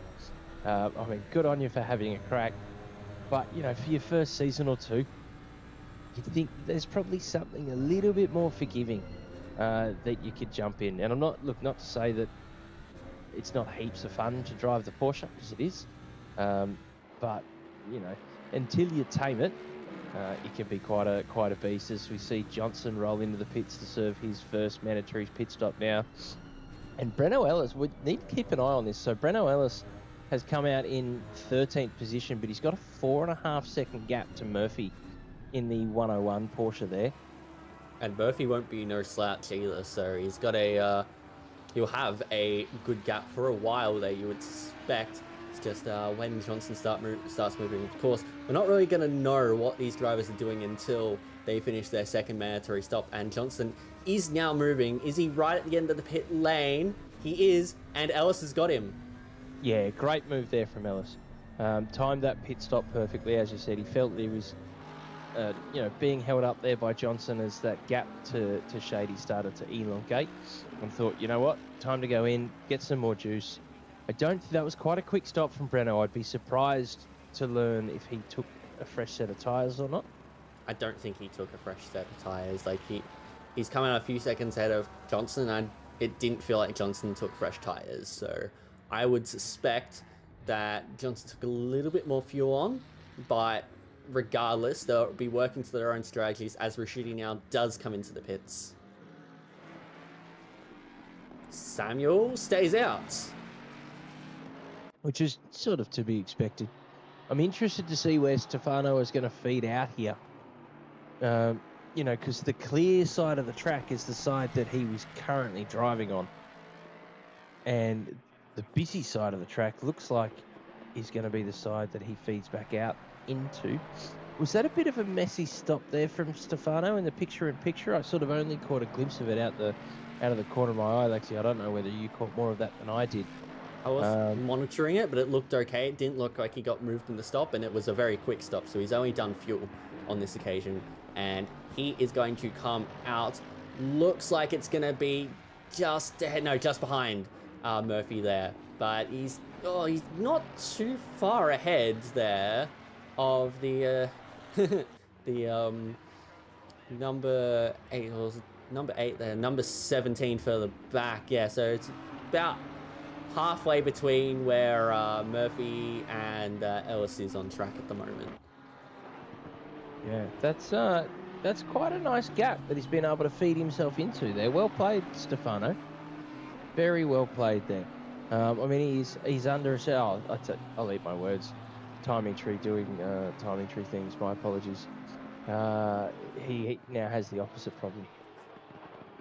Yeah, I mean, it's still not too bad, but Chris Murphy's not going to be easy to overtake. We expect Murphy to be in the next few laps. And I've just seen a question in chat. Did the 18 RTG? Not sure, but we can definitely check on that one for you. Our illustrious broadcaster will madly go flipping through some replay footage to see if we can figure out what has gone on there and let you know. As Aiden decides to show the nose on Long Lee a little bit there. Battle of the V8 giants between these two cars. And in the hands of two very good operators between these two. The key is going to be keeping it clean. You know, we're not even at half race distance. These guys are driving a fantastic race. The most upsetting thing they could do now is to make a half-cooked move and for it to end in tears for both drivers. Yep, certainly. It's a game of patience. Is Valencia a little bit at the circuit Ricardo Tormo? Oh dear, just a little bit of a tap from behind there from that Nissan. That'll be a Hislop there in the number 18. Yeah. So let's see. Yep, return to garage.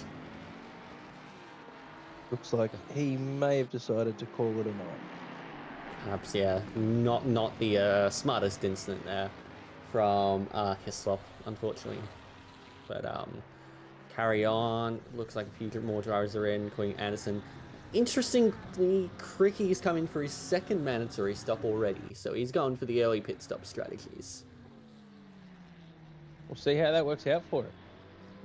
You know, that could be a stroke of genius, or you know, could just sort of leave him in the hurt locker. As you know, I missed what Porsche we were on board with there. Decided to dive into pits. Looks like it was Warren, perhaps. Warren, yeah. So fair enough. Warren's into the pits for his first mandatory stop. These two are still going onwards. Rashidi has gotten through on Murphy, but look at the gap now between Rashidi, Murphy, and Ellis. They're right next to each other on the racetrack. Oh boy, this could be fun. Breno Ellis has done absolutely magic through that first round of stops. You know, because he is now less than a second behind our net leader. Yes, I mean, again, we're not too certain of the strategies that these drivers are going with just yet. That will play out in the next stop, but for the moment, we can say that, yeah, Ellis has done a nice job, but he's got to get through on Murphy soon, or else Rashidi will start breaking past that 1 second barrier, and he already has. He's nearly 2 seconds clear. He's got to think about what Johnson's doing behind. He's 2 seconds behind Ellis at the moment. Murphy and Rashidi aren't teammates by chance, are they? No. Could get a bit of a Formula One style gamesmanship here. You know, Rashidi on the radio telling Murphy to defend like a lion. Yes. As that Porsche is a little bit loose coming out of that corner there, a little bit of oversteer. Breno needs to stay patient here. He's going to get pretty frustrated sitting behind Murphy. There's no doubt that he's currently being held up, and he's watching the net race leader just drive away, but he needs to pick his mark properly. You know, I think we can trust that Murphy, you know, he is a good operator. He's going to make it tricky for Ellis to pass, but I'd be very surprised if we saw an incident as Breno decides to throw the nose, throw it up the inside. Yeah, that's he's a track limit. Very wide on exit. Very wide on exit. Got to be careful of those track limits, Ellis. I've seen him run wide there quite a few times, and they can accumulate very, very quick. Let's say the least. There's Shady Samuel, 10-second penalty for out of position on lap 1. Oh, ouch. That is usually a case of not being aligned with your grid box correctly. So that could potentially be a big reason why he had such a good start. But yes, that's a big penalty to serve. Oh, and I was about to say, what a great move from Ellis. It was a great move. Still a great move there. And, you know, that little incident. Oh, hold on to it, Patrick. And he's took Lee 10-second penalty for out of position on lap 1. Very interesting. Very interesting. That's going to relegate those two a whole lot further down the field than they would really like to be, I would have thought. Yes, indeed. So, sorry to cut in there. Patrick Johnson going very, very wide, as we saw. And, well, there you go. And now Murphy lets Johnson go through. Yeah, well, look what happened last time he tried to fight it. He's gone, nah, I've had enough of that. You boys can just go through. Yeah, interesting gamesmanship there, but let's have a look. Oh, they're a long way back. Yeah, that gap's too big. That gap is way too big. Yeah. The thing is, though, they're so far back at that point. That's just giving themselves a disadvantage, right? Like, yeah, I look, I was having the same thought. I was trying to figure out how that could be advantageous to them. And, you know, my little brain at 10 to 10 at night can't find any way that would help them. The only thing that could be of assistance to them is that because they're not having to, like, hold station behind other drivers, like the ones that are in front of them for as long, they're not really challenged from the drivers behind, and therefore can, yeah, choose to make move. Yeah, there you go, disadvantage to the field behind. Yeah, so that would be the only reason why they've gotten their 10-second penalties, because it's more of a disadvantage to those behind them. Like, yes, it disadvantages them, but it disadvantages the ones behind them and essentially prevents them from going for moves on them into turn 1, because they're not having to slow down to avoid crashing into the back of the front row. Yeah, and I was just about to say that'd give them a whole lot more confidence on the brakes into turn 1, because they're not having to deal with cars moving slower than race pace in very close quarters to them. So arguably, maybe it assisted with the exit out of turn 1. Who knows? Yeah, precisely. Yeah. Well, there we go. We've kind of just answered our own question there a little bit. As we saw a 15-second penalty for Hislop, who's already left by the looks of things. So that will be a penalty that's essentially null and void. Yeah, it does still build the penalty points though. Yes, so that is very true. The time penalty in the race is only one portion. You've got those penalty points that stay with you all season and never ever go away. As we're watching Stefano make his way through the field here, as Aiden decides to come into the pits, he's decided he's had enough, and we'll see where he feeds out. This is Savaka, I believe, in the Nissan is a lap down. So let's Rashidi go, which is the correct thing to do. And now he's got Chalmers up ahead of him, and Ellis is sitting behind Rochford at the moment. Tell you what, hell of a drive from Salvaggio so far. Currently sitting 5th overall, hasn't stopped, but leading the silver class, and has got quite a gap back to Ramez there in the 223 Mercedes. Yes, fantastic race. He's going to have to do 2 pit stops in quite quick succession here, as we're over half race distance. We've only got 27 minutes and counting left, so we're going to see some cars sort of rapid fire in and out of the pits. Yes, we're going to see quite a few. We've got, as we see a bit of a replay as to move between Ellis and Murphy. Ellis got it done, and then, yeah, it's just a little bit of a unexpected bump from the rear from Murphy, but that will be play on, I would say.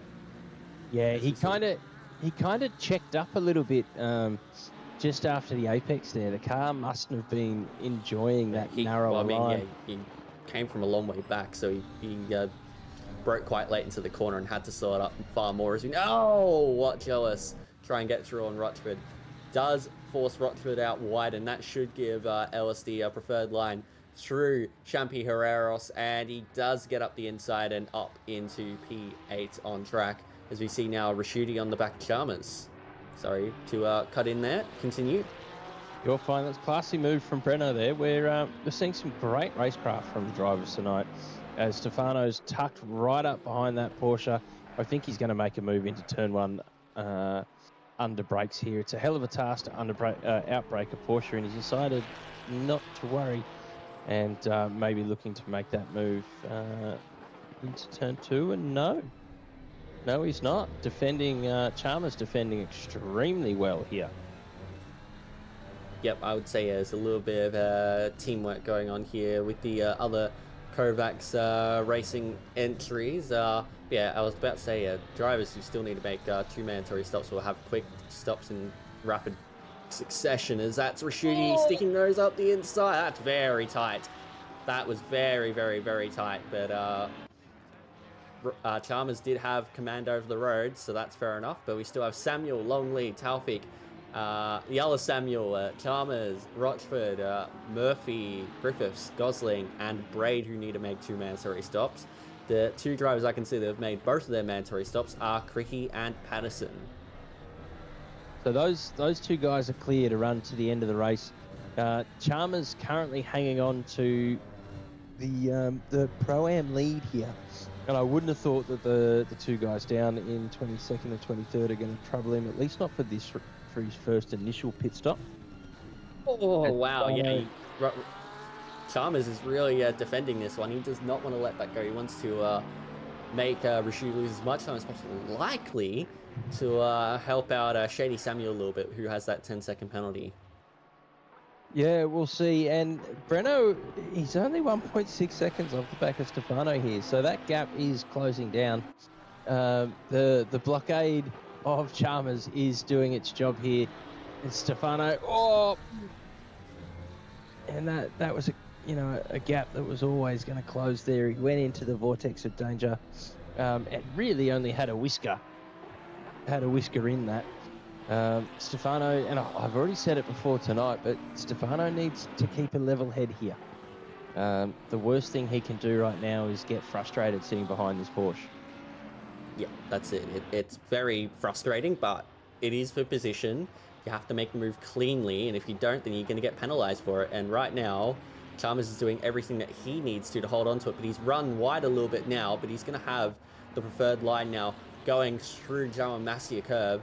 Looks like Rashidi's going to try and hold it there. He's not going to do it, but look who's come up to the back of him. It's Breno Ellis. This has blown this race wide open. Shady yet to make a stop, and he does have that 10-second penalty to serve. I tell you what, if Chalmers is able to hold Stefano up to the tune of sort of 10 seconds, this could be a bit of a masterclass here. Indeed, it could, but we'll see what happens. You would think we should be able to get past him, but this can be the tricky scenario you can put yourself in when you don't, or when you make your mandatory pit stop early, and others don't. As it gets nice and tight into turn 1, gives Breno Ellis an opportunity. He runs wide, so he's not going to be able to do it into turn 2. I don't think he's legally allowed to because he's run wide there. Now on the exit, there's contact. That's going to be a penalty coming the way of Rashidi. Yeah, that was clumsy. That was frustration. He found the tiniest gap on the exit and tried to go for it when it was never really on to begin with. Hi, Johnston. Hi, yes, hello. Wow, Johnson has joined the chat, ladies and gentlemen. So for Stefano in the 164 Ferrari, who was 5.5 seconds clear of the field when he made his first stop, he's now got 2 cars within a second, as we're going to get a replay of this incident. So he goes wide, it goes to tuck it right up. Yeah. No. The stewards will have a good look at that one, but that was a very small gap that was always going to close. I think it was a bit of a premeditated move as well. He saw that Chalmers went to the inside and defended quite hard, so he figured, well, he's going to compromise his exit, so I should be able to have a little bit of room to work my way up the inside. But unfortunately for Rashidi on this occasion, that pre-calculation was not quite up to scuff. It was the right idea, I feel, trying to get the over and under, but unfortunately it just wasn't the space for it. No, correct. And I tell you what, here's another little tidbit from Sam's strategy box.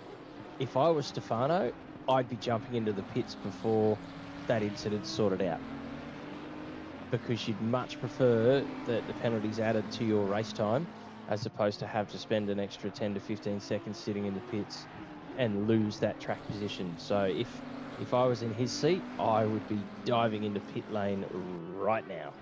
Yeah, because he will know that penalty is coming his way. And that, yeah, there you go. Tire temp. Tire temp is a key one to keep in mind. So, yeah, tire temps can go down quite significantly in the box when you're holding on to the penalty. So he'll want to get in as soon as possible.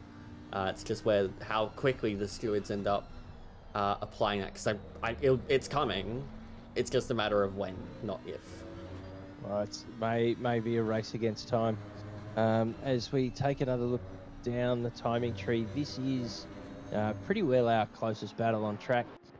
We have got Aiden 4 tenths behind Zach Warren. Both have made currently 1 stop.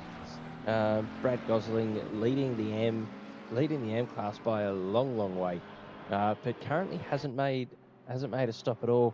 He's leaving. He's got to do 2 stops in 20 minutes. So he's left that one very late. As though there's not much separating those 3. Now 4 cars Rob Maddox has decided to join the conversation, ladies and gentlemen. We've got 20 minutes to go. All of these cars have made one stop and still have one mandatory stop to do. And, you know, with a potential penalty coming for the 164 Ferrari, this is going to be a very, very interesting 20 minutes. Absolutely. You would say that Ellis now is the favourite for this race, but he's got Johnson and Maddox right there behind him, so it's not going to be easy for him. And we know that Johnson's had matched the pace and has been able to get through on Ellis in this race before. And again, there's still that one pit stop. We don't know what the fuel level's like. We don't know what the plans for these drivers are like. And we don't know what traffic could end up being like, because ultimately, that was what brought Ricciuti down in that moment and is likely to see him earn a penalty. Yeah, lap traffic. Oh, that was wild. Were they dodging a lap car? Yeah, yes, they were. So now Breno Ellis is going to try and go around the outside, and he won't be able to do it there, but that was clumsy. Now Ellis and Johnston come into the pits. Hello. Very interesting. So those two guys have obviously decided that they're feeling like they're being held up a little. Blue flags as well. Like, it's going to be tricky for Ricciuti and Maddox in this scenario to sort of find a lot of time. So it's a perfect opportunity really for Ellis and Johnson to jump in if they want to try and undercut these drivers. And look at the gap that these two guys are going to feed out into on the track map. They have found the most sparsely populated bit of track that they could, and I think they're both going to feed out in between. Are they going to get in front of the number 8? Johnston is moving and Ellis is not. There we go. So the fuel load, Ellis did put less fuel in, and now Johnston's ahead because he had less fuel to put in the last stop. And from what we saw previously in the race, Johnson's defensive game is top notch. So Breno's going to have one hell of a job here trying to get through that Bentley. Yes, it's going to be an interesting fight right through to the end of this race. Got about 17 minutes to go in this race. Still a few drivers that need to make 2 mandatory stops. Ricciuti needs to make 1 more stop, but does have a potential penalty cloud hanging over him. Maddox, 1.8 seconds behind that, needs to make 1 more stop. Here is Shady Samuel, leads the race. He needs to make 2 mandatory stops, but he has a 10-second penalty. As does the driver currently sitting in P2, Kilklong Lee. He was 8.1 seconds behind Shady Samuel. We got to see who comes in next. Moyen Taufik still got 2 stops, but unlike the rest of the top 3 in this race at the moment, he does not have a 10-second penalty laying over him. Have these guys forgotten that there's 2 mandatory stops in this race tonight? I think they're just going right to the end as the number 8 has got around, as now we see Squires getting through on Chalmers. Oh, what was that? That was terrible. I'm not sure. That was we need another angle on that. I'm sorry. Here we go. So Aiden shows the nose, decides to throw it up the inside there on the Porsche, a little touch on the apex, and he leaves. Oh, no, come on. What is that? Yeah, so there was no room left there for a rejoin, and the runoff area was running out there. That's at that point, Chalmers has to back out of it and concede the position. Coming back like that, that almost seemed like it was deliberate in a way. That was completely stupid. I'm sorry, I'm not going to sugarcoat that. That was stupid. Lexi, we're commentators. We're not meant to have opinions. We're just here to call it as we see it. As Stefano throws it up the inside of the number 87 Nissan there and decides to take his stop. Let's keep an eye on where he comes out and where those other 2 guys are as we cut to a replay of the Porsche and the Red Bull, Red Bull Ferrari. Misjudged that one, unfortunately, there for the Red Bull Ferrari. That will be a penalty coming their way.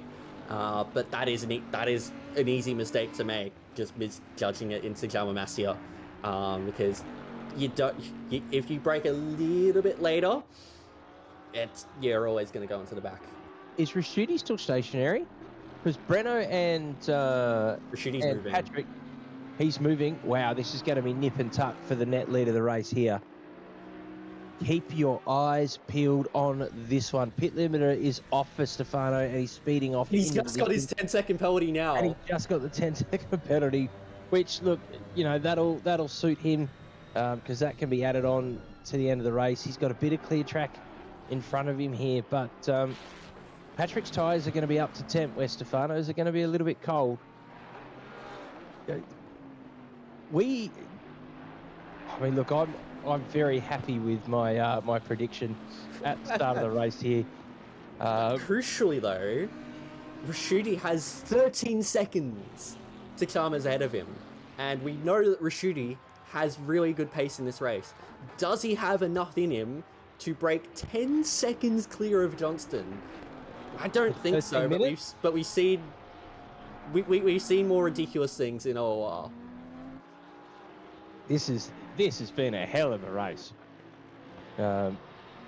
Split Red putting on a show for us tonight, showing where they get the reputation of being split blood, and this has been some fantastic racing with some sort of thrills and spills as well.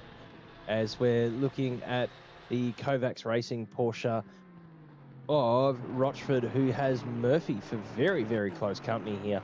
Murphy probably still smarting a little from his incident earlier, probably carrying a little bit of damage. As far as I'm aware, front end damage on the Porsche isn't too handicapping, so should be able to sort of stay nice and close, and, you know, possibly make a move on Scotty here in the coming laps. Indeed, yes. Now, yeah, it's still a few drivers yet to make 2 mandatory stops. The top 4 still make 2 mandatory stops. Rochford and Murphy still need to make 2 mandatory stops.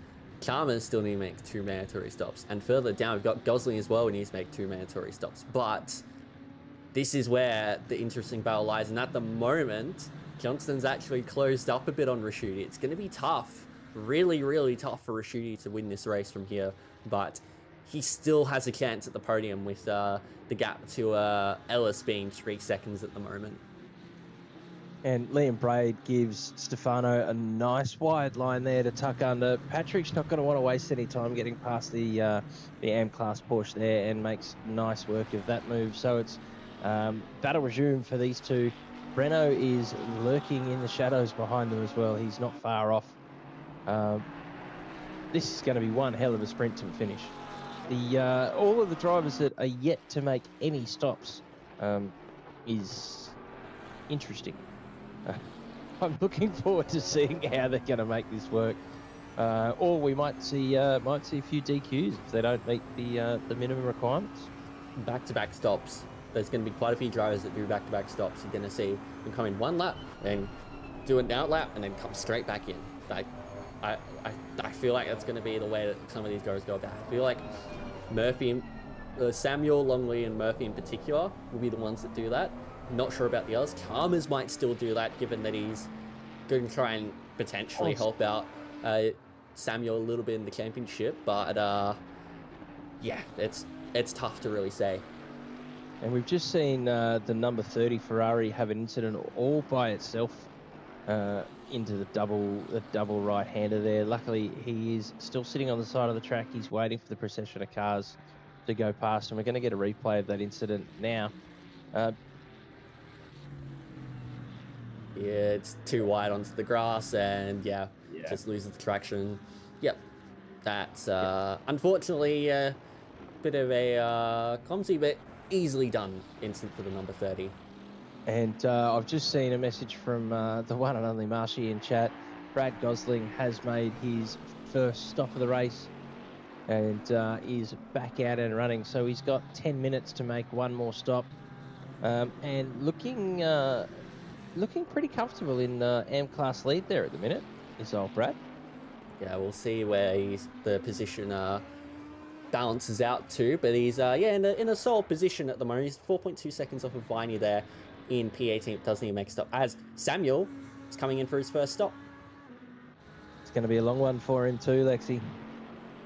Yeah, definitely, because he's got that additional 10 seconds, and then he'll head straight back out, pretty much straight back in again. That gap between Johnson and Rashuti has just opened up by 2 or 3 tenths there. And then looking at the gap that those two have got to Chalmers, they've already eaten 5 seconds into that gap. So they're gonna catch up to the back of that Porsche very, very quickly. As while I've been talking, there's another half second that has gone down, and another tenth in Raschudi's favour to Johnson. But don't forget, all Johnson's got to do is keep within 10 seconds here, and he'll be able to take the winners' trophy home with him. Yes, indeed. And that will mean that we'll have our third different race winner for the season. Of course, we've had Shady Samuel win plenty of races so far, but also we've seen Breno Ellis win last time out. Can Patrick Johnston make it the third race winner, or will Stefano Rasciuti pick something out of the fire? Or will even Breno Ellis pick up his second race winner of the season? Who knows? We've still got 8 minutes to go in this one. Robert Maddox is still waiting to make his final stop in this race, and he's there, well, 1.4 seconds behind Samuel, so it might not be too bad for Shady Samuel in the end. Yeah, and he's kept track position extremely well there. So he pitted from first with a 10-second penalty. He's only dropped back to third.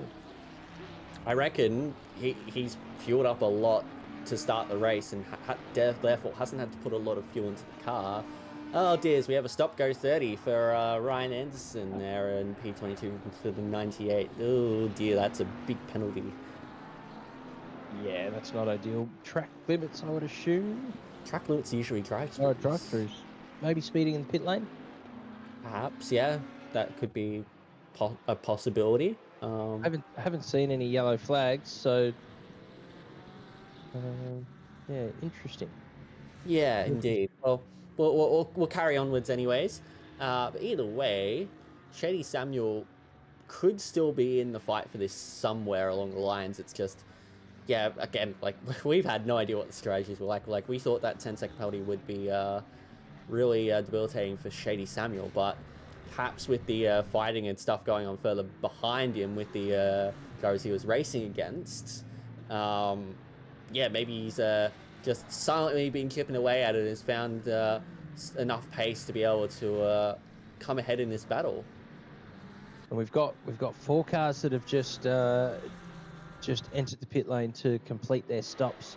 Brad Gosling is now clear for pit stops, and looks like he has left the lane, so that'll leave him in the lead of the amateur class as Chook Long Lee comes in to serve his first of the 2 mandatory stops tonight. Keep an eye on where Ramez Samuel feeds out, because he pitted, I think, from second there. He has the stop go 30. Yeah, but that's another stop go 30, so that must have been for speeding. That would have been on speeding entry. in pits. Yeah. Yeah. And so he's fed out just behind Raschuti. So it gives you a bit of an idea of where Shady is going to feed out when he makes his second and final stop. This is going to be nip and tuck. It's going to be interesting. Not really sure how things are going to end out now. As we see, Longley's sitting in there for quite a long time, and he's going to come out. Well, they have what? Let's see. It's hard to really say at this stage because we're looking at Samuel. Samuel's a fair way ahead there. Yeah, so he's been in the pits for a little bit longer than what Shady Samuel was, but. Yeah, as we see Rochford, Squires, and Chalmers in the pits now. It's all it's a bit of a lottery how this grid's going to shake out once these pit stops are finished. As we see Aiden coming in, we see Chalmers coming in. Oh no, he overshot his box. So. Yeah, Aiden had to throw it into reverse there a little bit. And we've just had a note from Jay Carbon. I'm not exactly sure what their driver name is, but they've had a blue screen of death on their PC, which is unfortunate. Not something that we like to see. Hopefully, you can get that wrapped up and turned around for next week. Yes, indeed, that would be the the ultimate preference. We hope, yeah, your PC is in good health regardless. As we now see Shady Samuel in, this is going to be the interesting one. So we have Patrick Johnston, who is behind Shady Samuel's brother there in Ramez. Very... Shady could very well come out in the lead of this race here. Well, we'll have to see Number how long 5 he's is now stationary moving. in the stop. Is he moving? No. He was coming up My to eyes. his box. Ah, so J Carbon is Gormley. Gormley. And he's had rotten luck this season. You poor soul. Shady Number 5, Samuel is moving. Ramez has jumped into the box and gotten out of the way. Of the Patrick. Shady Samuel's going to come out ahead. But not just Over- ahead. That's a long way ahead. I am stunned.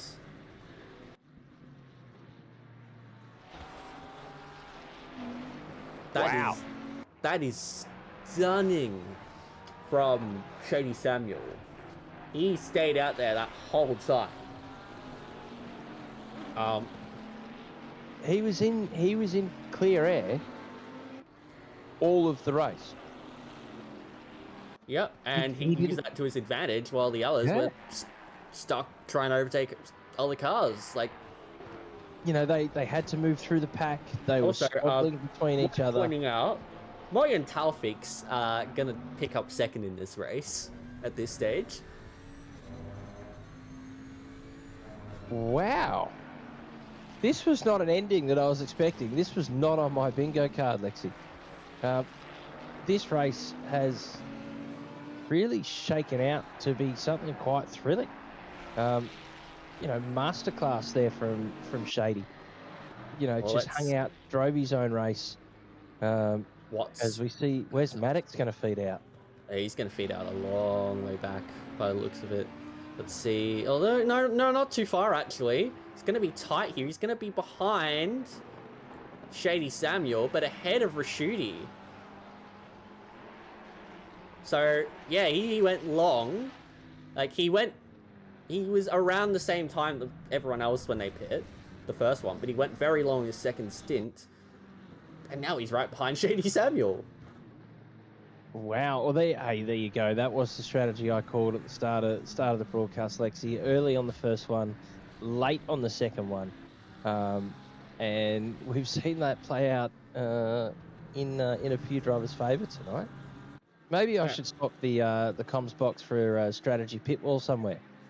Yeah, the thing is, I think the best strategy ended up being, well, if you were at the front, at least, go long, pretty much right to the end of the race, and just do your stops right at the end, just a little bit of fuel in the car, and you're golden. Like, if you're at the front, that seems to be a pretty good strategy, but there are so many variables at play that you cannot, like, absolutely guarantee that one strategy is going to be better than the other, as Ward Patterson picks up a 15-second penalty for causing cushion on lap 28. Now, we're on the penultimate lap now. Maddox isn't that far behind Shady Samuel here, as Pete Chalmers expectedly picks up a drive-through for an unsafe rejoin. We're going on to the final lap here, and it's going to be 0.8 of a second between first and second after 60 minutes and 2 mandatory pit stops. That's incredible. Yeah, can Maddox make up, a second on Shady in one lap? Let's see. I think he's gonna do his darndest here. Great drive there from Taufik. He's driven a great race. I don't think we've spoken about Taufik all race, which is often a sign that your race is going pretty well. Yep. Yeah. You usually, if the camera's not on you, means you're doing a pretty nice job. As we're seeing there. Yeah, Taufik could end up finishing on the podium if he's able to hold off Johnston and Ellis. Ellis is getting a lot closer to Johnston. He's got a burst of pace at the end of this race, but it looks like Shady Samuel's going to steal this from underneath everyone's noses, even with the 10-second penalty he got for being out of position on, the race start. It's going to be an epic drive here, an epic strategy call from the number 5 Mustang in Shady Samuel. He's coming through 13 now into 14 at Adrian Campos. He can take it easy from here. So he's got a clear run to the line. And miraculously, Shady Samuel is going to pick up his 4th round win of the season here at the Circuit Ricardo Tournament in Valencia. What a drive from Shady Samuel. Maddox in P2, well deserved on his first race promoted up to pro in this season. And Rashidi finishes 3rd on track, but it's going to be Taufik with an excellent drive and excellent strategy to finish P3. Johnston and Ellis will round out your top 5. Then you'll have Rashidi followed by Longley. Warren is your silver class winner from Salvaggio, and then Murphy will round out your top 10 by the looks of things. But yeah, that was quite the interesting race. Yeah, and we've still got battles playing out throughout the pack. You know, Scotty Rochford only 6/10 off the back of Timmy Gove here. And again, you know, Timmy had quite a challenging start to his race, and he's driven well. He's come home P3 in silver class. Scotty Rochford is going to take out the top step of the podium for our Pro-Ams, and Aidan Squires is going to cross the line in P13 with a stop-go penalty. Pete Viney in P14, and then Mike Crick rounding out the Pro-Am podium there in P15. As we've got the last few cars crossing the line here. What a race. What a race. I think that was an absolute cliffhanger with an ending that no one was expecting. Yeah, like I'd pretty much written off Shady Samuel, which was my first mistake after the 10-second penalty got. I thought there was no way he's going to be finishing ahead of Rashid, but when that second penalty for Rashid came along, I was like, oh, maybe. But yeah, it was just that phase in the race where they were stuck behind other drivers and they couldn't do anything about it, plain and simple. But we'll go through our final race classification here. It is Shady Samuel on top from Rob Maddox and Moeen Taufik, followed by Patrick Johnson and Bruno Ellis, your top 5 there. We'll move into the silver class, which was Warren, Salvaggio, Gobby, Samuel, and McLeod. In the Pro-Am class, it was Rochford, Viney, Crick, Curtis, and Patterson. Then for the AM class, we move on to see Gosling and Braid, your lone AM class drivers there, rounding out your Sprint Series week here in the Octane Online Racing Simrigs Sprint Series. Wow, what a race. Do you have a driver today from that one, Sam? Oh, look, it's cliche, but how do you go past Shady? As you said, you know, I think most of us had counted him out from the start of that race. To keep his head, to drive his own race, and to come home with the win is astounding. Yeah, I mean, the only mistake he made was the positioning of his car on the race start. Everything else was pretty much flawless from Shady.